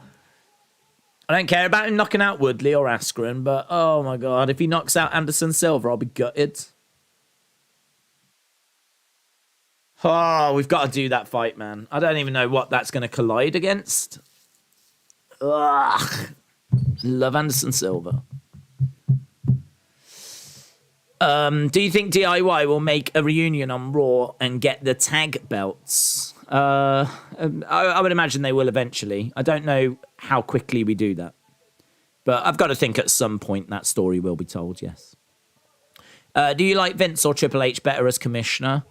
Well, there's not really enough time to judge us there. I mean, I think Triple H is giving us a lot of great stuff right now, but without Vince, you wouldn't have Undertaker. You wouldn't have Cena. You know, well, you might, but I doubt it. I certainly doubt Undertaker. He probably would have come in as Mean Mark Calloway, you know? Yeah. There's been lots of great stuff that Vince has given us. It's just that we've had to sit through a lot of dross at the same time. And so I think when you talk about Vince, people can like, oh, do you know what I mean? Vince, oh God. Thank God those days are over. But everything you love about WWE is because of Vince McMahon, apart from, obviously, what we've been getting these past few weeks. So I've got to go Vince, to be honest. But I do think that Triple H is doing a good job, but way too early. We're comparing like 40 years to a month. There's a UFC fight night on the same day that Paul Silva would be, but it could happen earlier in the day, so it might be unopposed. I've got to watch it. I've got to watch that fight.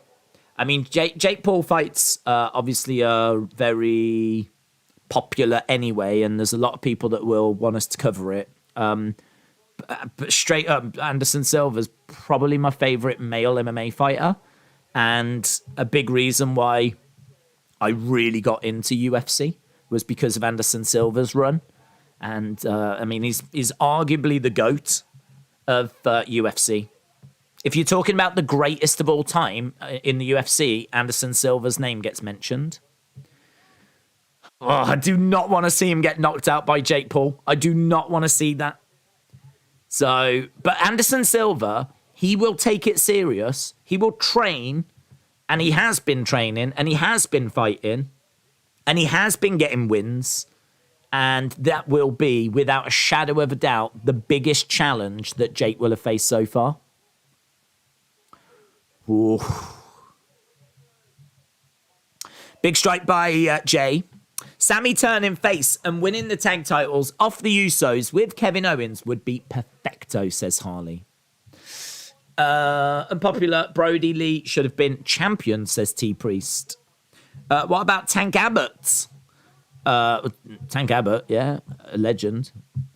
But Anderson Silva was just so special. Like, the way that he flowed and his movement and some of his knockouts. I mean, the front kick to the face of Vitor Belfort, the way that he just literally was standing there and just kicked him in the face. He was standing in front of him and his leg just went up, kicked him in the face and knocked him out. Like, it was one of the first front kicks to the face knockouts we'd seen. It was just not, you know, think about how long it would take for him to get his leg from the ground up here to actually knock someone out. And he did it. And it's an amazing knockout. Very similar to Chandler's knockout win over Tony Ferguson. But, God, his striking was amazing. He never give up attitude. You know, he has a fight with Chael Sonnen that he is losing every flipping round. He's absolutely dead in the water. And then gets a submission late in the fifth. Again, like, some of the best moments in UFC, you can look at them and go, they're amazing. Anderson Silva probably did them. Like, Leon Edwards won the other week and won by knocking out Usman late in the fifth. Anderson Silva did that. He won a fight that he was losing late in the fifth. As I said, Chandler with an amazing knockout front kick to the face, one of the best knockouts you'll see. Anderson Silva already did that. Usman had got, I think, won like 15 title defenses in a row. Anderson Silva's got 16. So it's like you look at like all these metrics for like measurements for like, you know, knockouts, amazing fights, how long you've held a belt for. Anderson Silva is just all over it. He is absolutely regarded as one of the best. It's probably Anderson Silva, or some people might say Khabib. The only problem with Khabib is once he starts facing big names, he gives up, he quits. So he does take on like Gaethje, Poirier, and Conor. And at the time, I would say they are the three biggest. So he faces the three biggest. But then he's done. That's it. And like there was other fights for him, definitely. So I feel like he needed a few more of those under his belt for him to be really regarded as the best. But he's in the conversation. Anderson's in the conversation. John Jones is in the conversation. Some people might even say Demetrius Johnson. But yeah, I don't want to spend too long on UFC. This is obviously a WWE stream. But, oh my God. If that is going to be his opponent, I'm very excited. Very excited. Chael Sonnen against Anderson was ridiculous, says Shola. Do you think Keith Lee will return? Well, no, because he's at AEW, isn't he? I mean, could he end up leaving there one day and going back to WWE? Maybe. I must admit, though, I'm not a big fan of his promos. He's got a good look, and he was great in NXT. He had some great matches, but his promos just don't fit his character to me. Salutations, my friends. I said last night it finishes 4:15. Press conference is tomorrow, and it is going to be Silva versus Paul. Oh my God. What time's the press conference? There's an actual press conference. Has that been noted? Has it? Jake Paul press conference.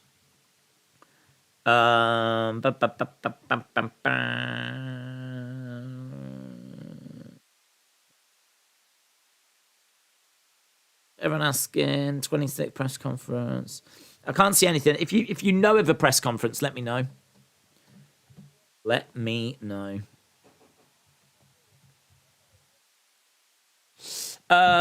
Doesn't Silva have 11 losses? I can't remember how many losses he's got, but he when he loses his title eventually, he loses it because he's showboating. he's so clear of everyone. He's taking on Chris Weidman. And he gets, like, he actually has his hands down and he puts his chin out. He gets clipped, knocked out. And that's how he loses his belt. If he didn't showboat, he would never have got clipped and he would never have lost his belt. Well, I can't say he would never have lost his belt, but I don't think he would have lost that match. And then in the rematch, everyone's like, he'll get it back. Yeah, he'll take him serious and he'll get it back. And during the fight, his leg breaks, his leg snaps. It's one of the worst injuries. It's horrific. So it's really unlucky because he showboats and gets caught. That's how he loses his title. And then in the rematch, complete freak accident, leg break. And, I mean, he doesn't win his title back. And he never gets it back after that. Fights afterwards, I think the leg break changes him, to be honest. When he breaks his leg, I think, I don't know, something changes. And he really then starts struggling to kind of get back. And he does start losing fights then, yeah. But that's after his legendary run with the belt. But yeah, I don't know how many he ends up losing, but that little run at the end is not great. You really, as soon as he loses the title, he should have quit. His record would have been a lot better. A lot better. All of his losses come after he loses the belt. So, but boxing, I mean, he's got a good record in boxing. I thought he was 3-1, but it says 3-0. Owens up top, comes crashing down on Jay. We've got 40 minutes still to go in this one. Shoulder up. Do you remember WWE Bottom Line and WWE Afterburn? I do remember them. They were not shows that I watched much of, but I do remember them. Look at that. Look at that from Kevin Owens. Coming crashing down onto Jey Uso. Less than 40 minutes to go of Raw. It's been a pretty good Raw. There's been certainly a lot of talking points. And obviously we've still got the Women's Tag Team Championships coming up. The final. Super kick there by Kevin Owens. Against the ropes goes Jay. Looking for a pop-up powerbomb. Boom. Super kick by Jay. Jay going up top.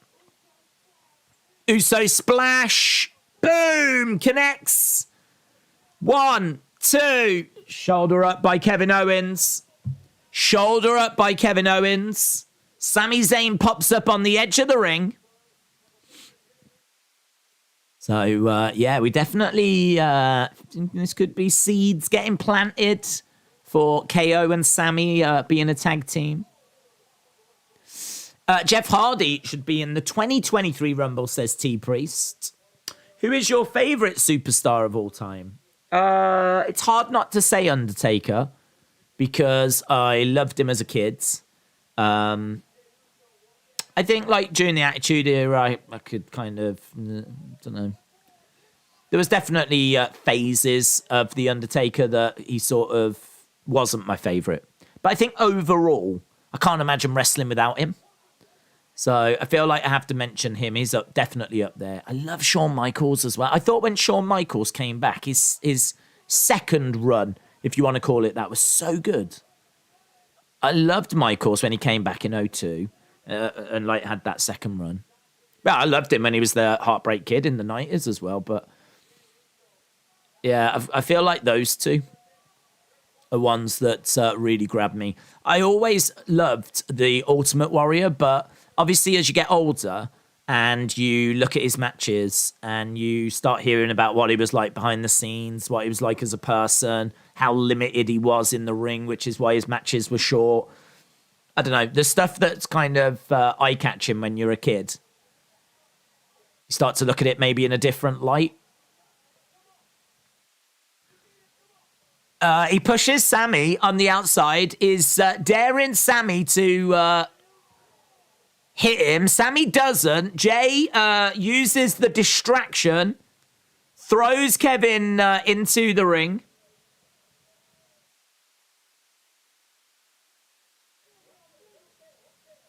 Get a chair. Sammy's like, what chair, what chair, what chair? They said, get the chair. He's like, what chair? So Sammy is going to get the chair. He can't want to do this. Oh, they're going to make him use the chair. He doesn't want to. He doesn't want to. Oh, he doesn't want to. He puts the chair down. He doesn't do it. He drops the chair. The ref's looking. The ref's looking. He's saying the ref's looking. Oh, stunner. Stunner by Kevin. 1, 2, 3. Kevin Owens wins. Oh, bad day for the honorary use. Bad day for the honorary use. He couldn't do it. He couldn't do it. The referee was... Oh, Sammy. Sammy.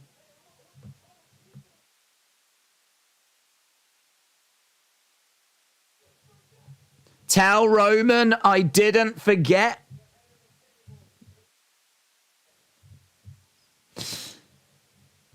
So KO wins by stunner. Daves, what are your thoughts on Roman reportedly losing at Clash? As we've been getting closer, I've been feeling more that it's going that way.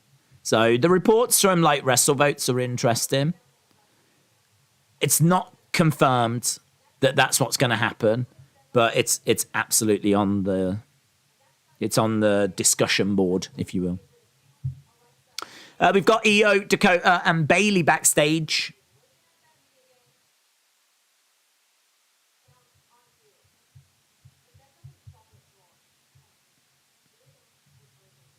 We're going to take over this whole company. We're in the finals.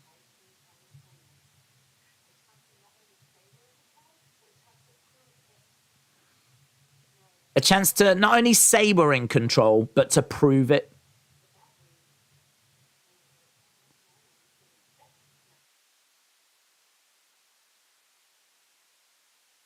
I thought she was about to sing.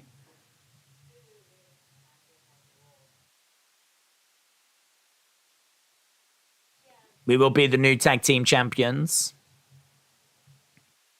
Miz is in the parking lot. Miz jumping in the car.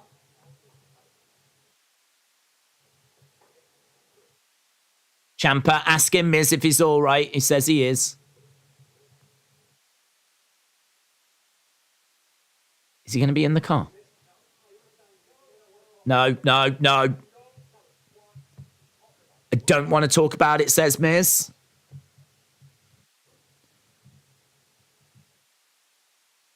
So Miz in the car. Loomis in the back.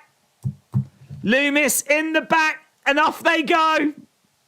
He looks a little bit like, like when you've got a dog in the back. Like a friendly companion. He looked a little bit like that. So you got Miz in the front driving off, and this light comes on, and Loomis is like just sat in the back. Half expected him to be like this, have his head out the window. So Loomis, Ciampa is sparkly vampire. Yeah, I did wonder why we had all the glitter on the go, but Loomis in the back of the car. It reminds me of some Michael Myers stuff. We're up to 30 images now.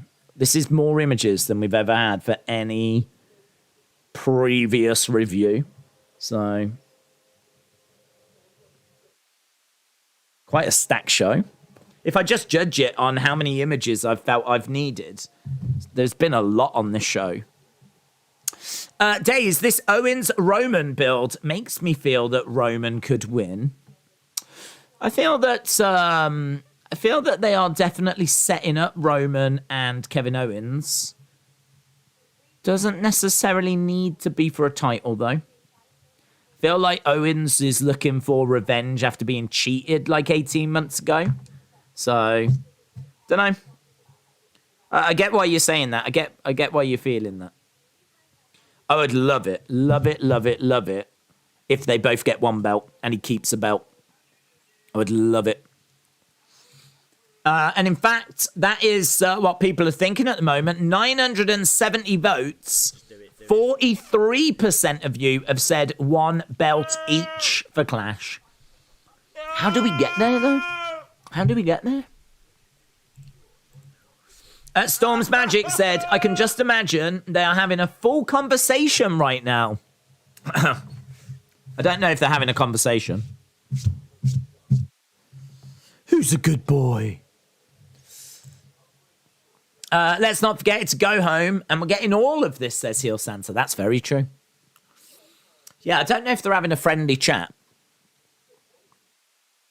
Perhaps we'll find out. No, maybe we won't. I was going to say, maybe we'll find out tomorrow what happened, because we found out last week that Loomis was arrested. But then we found out that the police didn't do anything because Miz wouldn't talk. So it meant that Loomis was let free. Miz just doesn't want to talk about it. Guys, it's really important that you do talk. Yeah? It's really important you talk about your feelings. And that is the biggest takeaway from me from this week's show.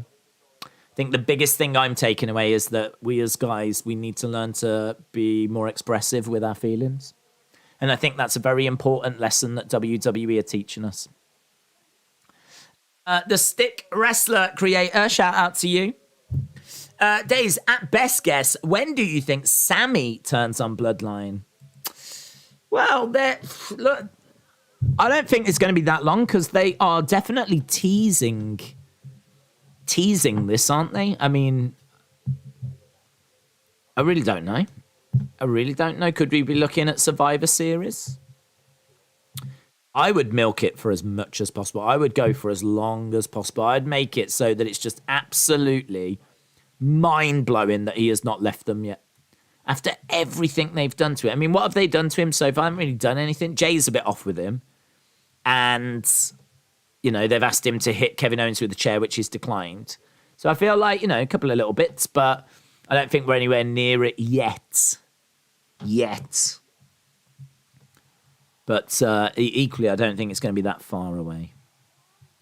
I don't think it's like going to be in 12 months. Maybe Survivor Series. But just seeing Johnny Gargano, who arrived last week on Raw. So we are just seeing a little video package for Johnny. I like this. I dreamed of becoming the Intercontinental Champion, the US Champion, the WWE Champion.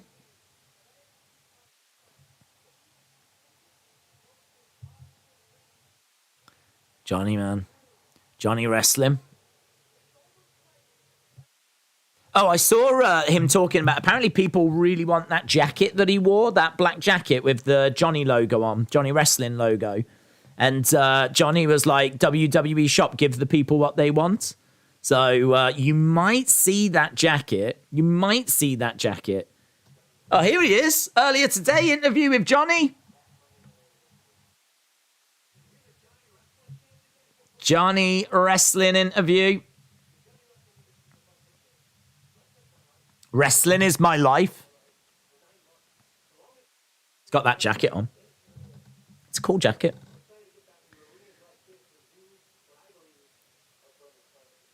I'm excited to get back into arenas like this.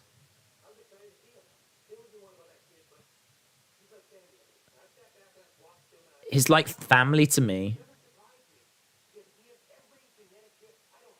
He's got every genetic gift I don't have.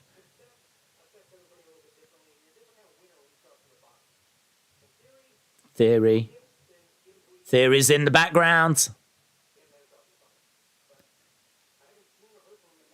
I've not seen or heard from him in 9 months. Here's Theory. Easy.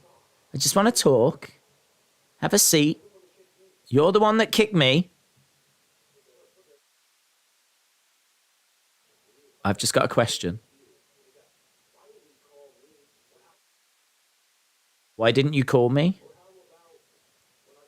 Or how about when I became Money in the Bank winner? We had the baby. You know we were busy.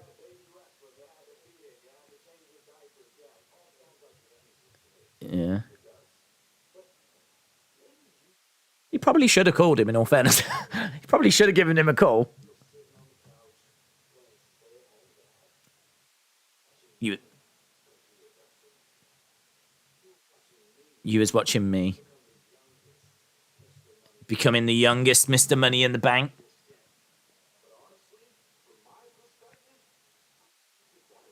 I expected better from you. It's lonely at the top. Welcome to Raw.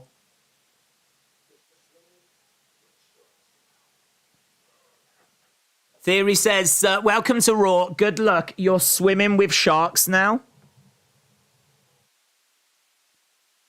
Good. I like it. I like these different places they're doing these like little interviews. I mean, when have we ever seen that before? When have we ever seen them sitting in an empty arena?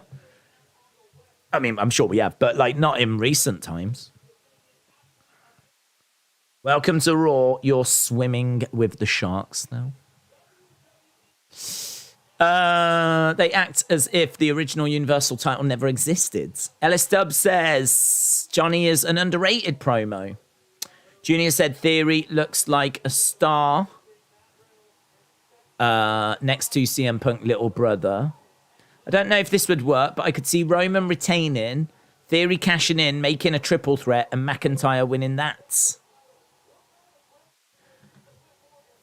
Well, if he retains, if he's already retained, then if Theory cashes in, it won't be a triple threat. It would just be a one-on-one match. It would just be him against Roman. And again, if he cashes in, no one's told us it can only cash in for one belt. We need someone to tell us that. At the moment, I'm just under the impression if he cashes in, he gets both belts. They're just running down the Clash at the Castle cards. Clash at the Castle this weekend. If you are thinking of watching it, join us. Share your thoughts live. See live reaction from the chat as the show is on. We will be here when Clash of the Castle is on. When Clash of the Castle is live, we will be live. Oh, hello. Women's Tag Team Championship Tournaments. Little video package showing how we got to this. We're about 20 minutes from the end. The Women's Tag Team Championship match has not happened yet. It's about to happen. We're just seeing some of the how we got there matches. I'm going to Clash, says Leech96. Have a great time. Have fun. This show is so good, says Typical Summers.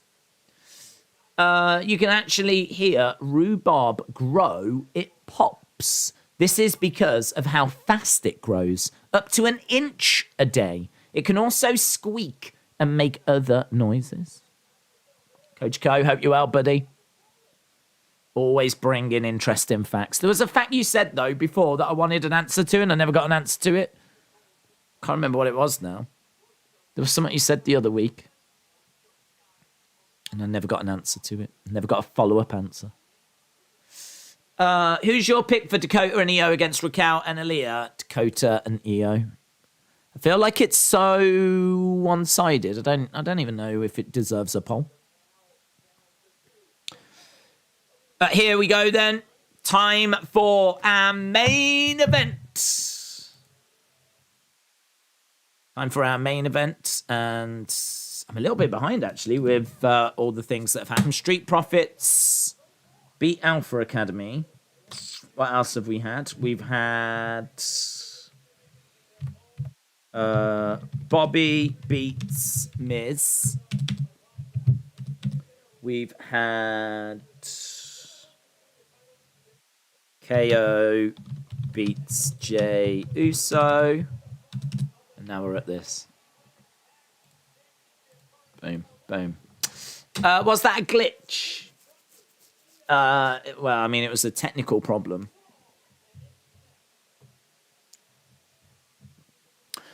Do you think Bray Wyatt is going to come back, or are they overhyping it? I don't think they're overhyping it. I don't think they're hyping it. I don't think WWE are really doing anything. I mean, you can look at the Bray references, but it's very questionable as to whether they are references or not. It is, I mean, what I will say is it is very interesting that 3 things in a row have 3 references. I mean, I don't know if there's been, no one's mentioned anything about this show, certainly that I've seen. So we did get Buzzard getting mentioned. We got Whole World or World in His Hands be mentioned. And then we got Full Circle mentioned. And they are very Bray-esque terms. So anything that's going to be like Bray related is going to really stand out and catch people's ears. And it's very interesting those 3 were in a row. But again, you know, by no means is that far from a guarantee that anything's happening. So I don't think there is any hype. I don't think they are overhyping it. I don't think there is any hype. We know that creative have discussed the idea of bringing him back. We know that social media obviously is very vocal about wanting him to return. I mean, I personally don't see it happening at Clash. But I do think he does return at one point. I've got to think that, you know, even like the Warrior found his way back a few times. There's lots of people that have returned. I mean, if they're thinking of bringing back Braun, like Bray was a bigger star than Braun. So if you're thinking of bringing back Braun, surely you're thinking of bringing back Bray. So I think he does come back at some point. Do you think there's a chance to get Sasha and Naomi tonight? Do I think we get him tonight? I'm giving it a 20% chance. 20% chance. But I don't know. It's the main event. Is the show really going to end with Io and Dakota celebrating? I would have to think that Asuka, Alexa, and Bianca will come out. And I think the show ends that way. And then I think there's a good chance we get Sasha and Naomi coming back at Clash. So I still think Clash. So I'm 80-20. 80-20 that it'll be Clash that they come back. But I think there is a good chance that they could be coming out tonight. I feel like we are that close to their return. This Raw has had many technical issues. It's ruining Raw, says WWE fan. Shola said, I don't think it's BT. It sounds like America is having some glitches as well. There's been a lot of glitches. X0 News is claiming that it's to do with The Fiend. John said Sasha and Naomi should name their team the Quitters. Ooh. Ooh.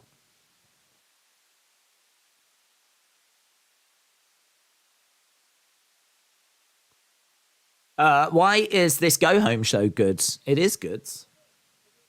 It can't be a coincidence. Right, in the ring. Oh, I need to change this. We've got Dakota and Io. So, 17 minutes to go. Dakota and Io versus Raquel and... who's her partner? Aliyah. Here we go, then. It is true. This is the Dark Horse team. They've surely got to be coming in as... oh my God, she gives a little pat on the bum. Aliyah just gave her a little... oh my God. Raquel was doing her back thing, and Aliyah just gave her a little cheeky... oh my God, guys, TV14 is here. TV14 is arrived. Woo! HLA, that's what we just had. A little bit of HLA. Might have to get a screenshot of that, actually. Might not make it into the review. Oh, my God. She was petting a cake.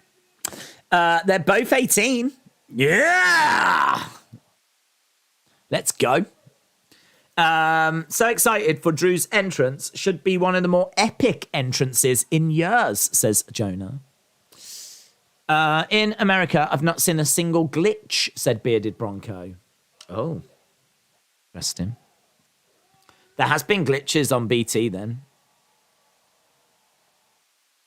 Well, let's ask American friends. Friends of America, have you had glitches? We've had a couple on BT. Is this a thing? Is this not a thing? Aliyah starting us off against EO. Remind your fans that the IWC voted Bray worst gimmick 4 years straight in the PWI Awards. I didn't even know that. I didn't know that they had voted. I don't really read the PWI results. I know that Observer, Dave, voted The Fiend the worst gimmick. So, I mean, I would disagree with that. I don't think that really will change people's opinion. I think that when the Funhouse first started, it was really interesting. I can definitely agree that it lost me the longer it went on. But I would say, I mean, look, it doesn't appeal to everyone by no means, but I have to think there's so much noise that it does appeal to the majority, the vast majority. Roll through, stomped by EO. The same IWC that now wants Bray back, says Junior N. Well, I don't know. I really don't know because I think, the PW Insider readers and the people that voted, how active are they on Twitter? I have no idea. I've got to think if you read the Pro Wrestling Illustrated or I've got to think that you're probably of an older demographic. Are you someone that's going to be active on social media and Twitter? Genuinely don't know. I think that Twitter wants Bray back, and I think that there's a lot of people not on Twitter that wants Bray back, but by no means is that 100%. No means. Crossbody by Aliyah. They're staying PG. What if the glitches are Mustafa? He was once a hacker. Green glitches in England and a weird break in broadcasting. The Fiend was great, but Funhouse was silly, says Vin. I want to see a feud between EO and Asuka, the former Sky Pirates. Under the bottom rope, Aliyah. She went for a drop kick. EO wasn't there. Dakota grabs her. She's going to look to throw her into the ring steps, and she does. She does. Onto the edge of the ring. Dakota goes for a kick. Raquel goes down. Oh, look, Dakota's really pleased with herself there. Dakota grabbing EO, hurls EO. Double knees into Aliyah. This match is, if you think about it, it's a real weird match. It's a real NXT match, isn't it? Like, really, not that long ago, you would have seen this in NXT. Dakota and EO against Raquel Rodriguez and Aliyah is, it's a very NXT match. Like, I don't know, tail end of last year, you would have seen this in NXT. Any Bray references? Not that I am aware of, no. Not that I have heard. No one has mentioned anything. My American friends, have you had glitches? I'm guessing not, because I've not had people saying that they've seen them in America. I'm just having a look-see. Bray reference. Can't see anything on Twitter in regards to a Bray reference. So it doesn't feel like there's been anything so far tonight. There's still a bit of time, though. The fans are booing. No glitches. No glitches on this side. Thank you. Larry said, we told you no glitches. I didn't see. Dave Meltzer says, glitches in India. I have to think that that's something to do with... Well, it's interesting if they're in India, but they would do them. It would be part of the show, and it would be everywhere. So perhaps they're just genuine glitches here in the UK. Not a great main event, says Shola. We have, because I'm in the UK, says she ran glitches in Australia. Oh. Yeah, our American friends have been left out of the glitches. I'm in America and there weren't any. What's been your favourite moment? Favourite moment? I really enjoyed the Kurt moment and I really enjoyed Sammy. So those would be my two favourites. Can you see Lily appear on screen and distract Dakota and Io and say, let me in? I hope not. I don't need Lily doing that in my life. Bray is only turning up in certain places. Oh my God. Bray is only showing himself to the people he cares about. That is the British people, the Australian people, and the Indian people. And he does not care about the Americans. That is breaking news. That is breaking news. That is fact. I'm just getting that is from Sean Rossap. Sean Rossap is reporting that Bray does not care about the Americans. He only cares about the British people, the Indian people, and the Australian people. Glitchy night for Raw. Do you think India premium live event? Would you like to do that? I would love to do that. Yeah, they should do that. The Indian market's a massive market for them and it deserves a premium live event. So, yes, they should. I hope you get one. It's going to be a DQ. Karrion Kross will do something. Roman and Kross beat up Drew and then Tyson Fury makes the save. Erase Your Mind says, let him glitch, ? Let him glitch. What did the Caribbean do to Bray? Why won't he glitch us?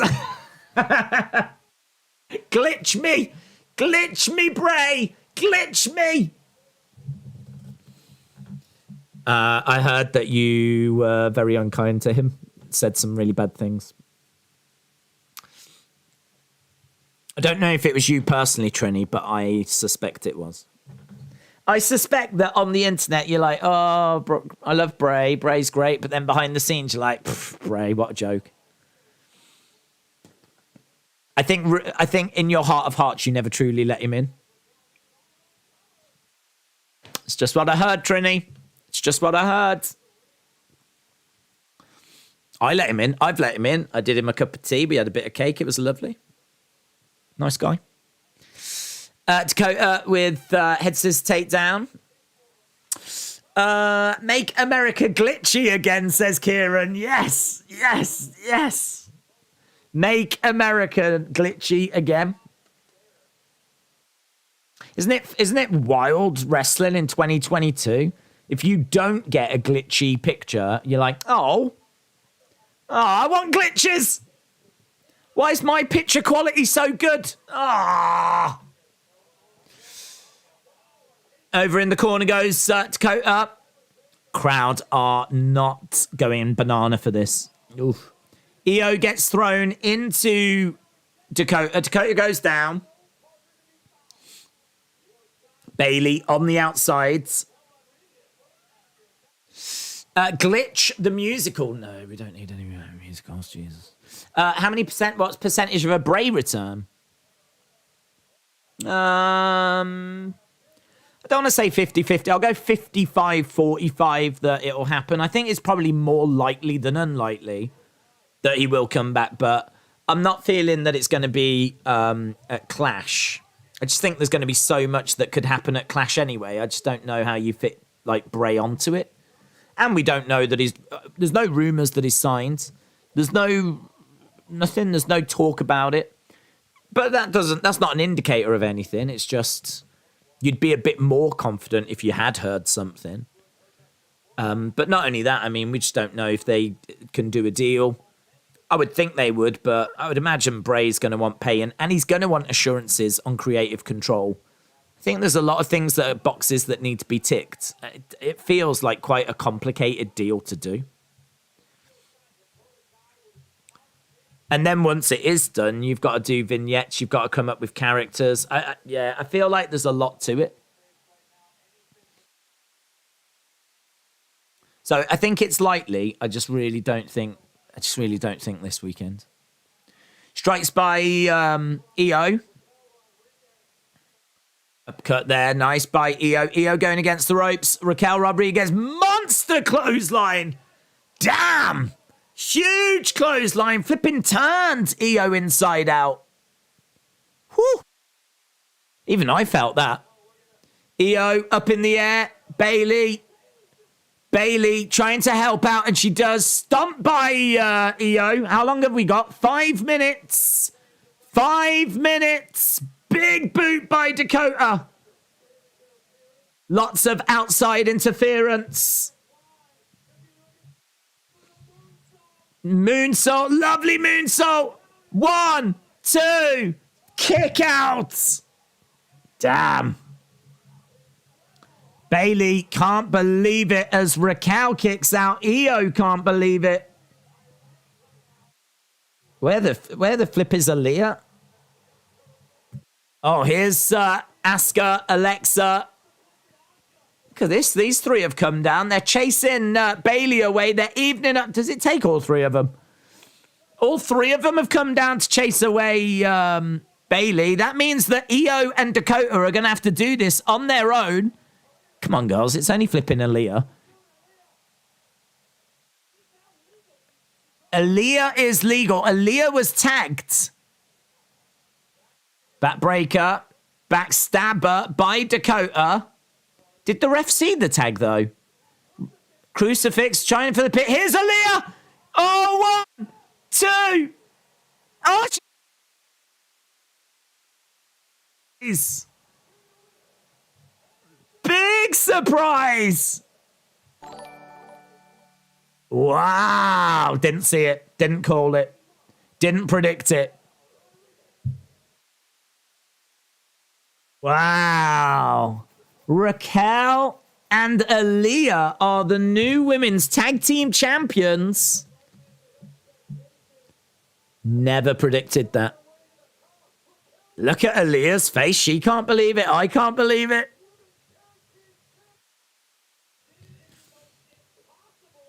Well done, Papa H. Well done, Papa H. Oh, I hope Aliyah throws up again. Go on, Aliyah. Throw up, girl.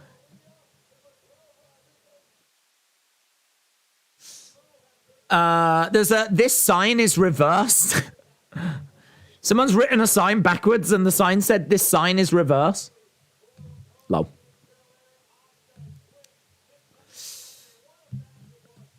Wow. Wowzers.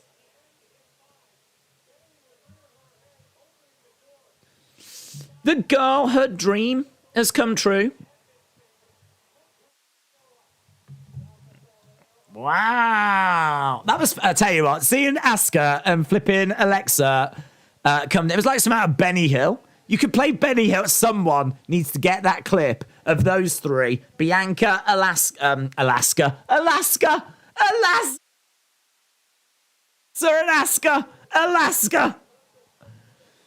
Someone needs to get Bianca and Alaska running in a row and put the Benny Hill music over the top. Seeing them running down in a row was so funny. Alaska. Pyro going off. Lots of celebrating. EO can't believe it.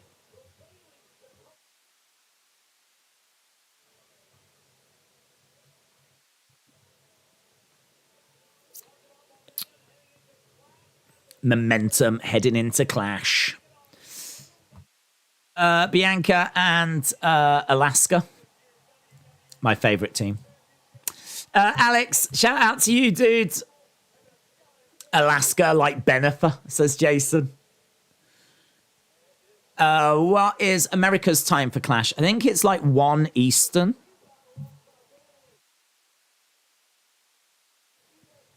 So it's about 1 Eastern. So there we go. Look at this. The faces are goading the heels. Well, that's not gone the way I thought.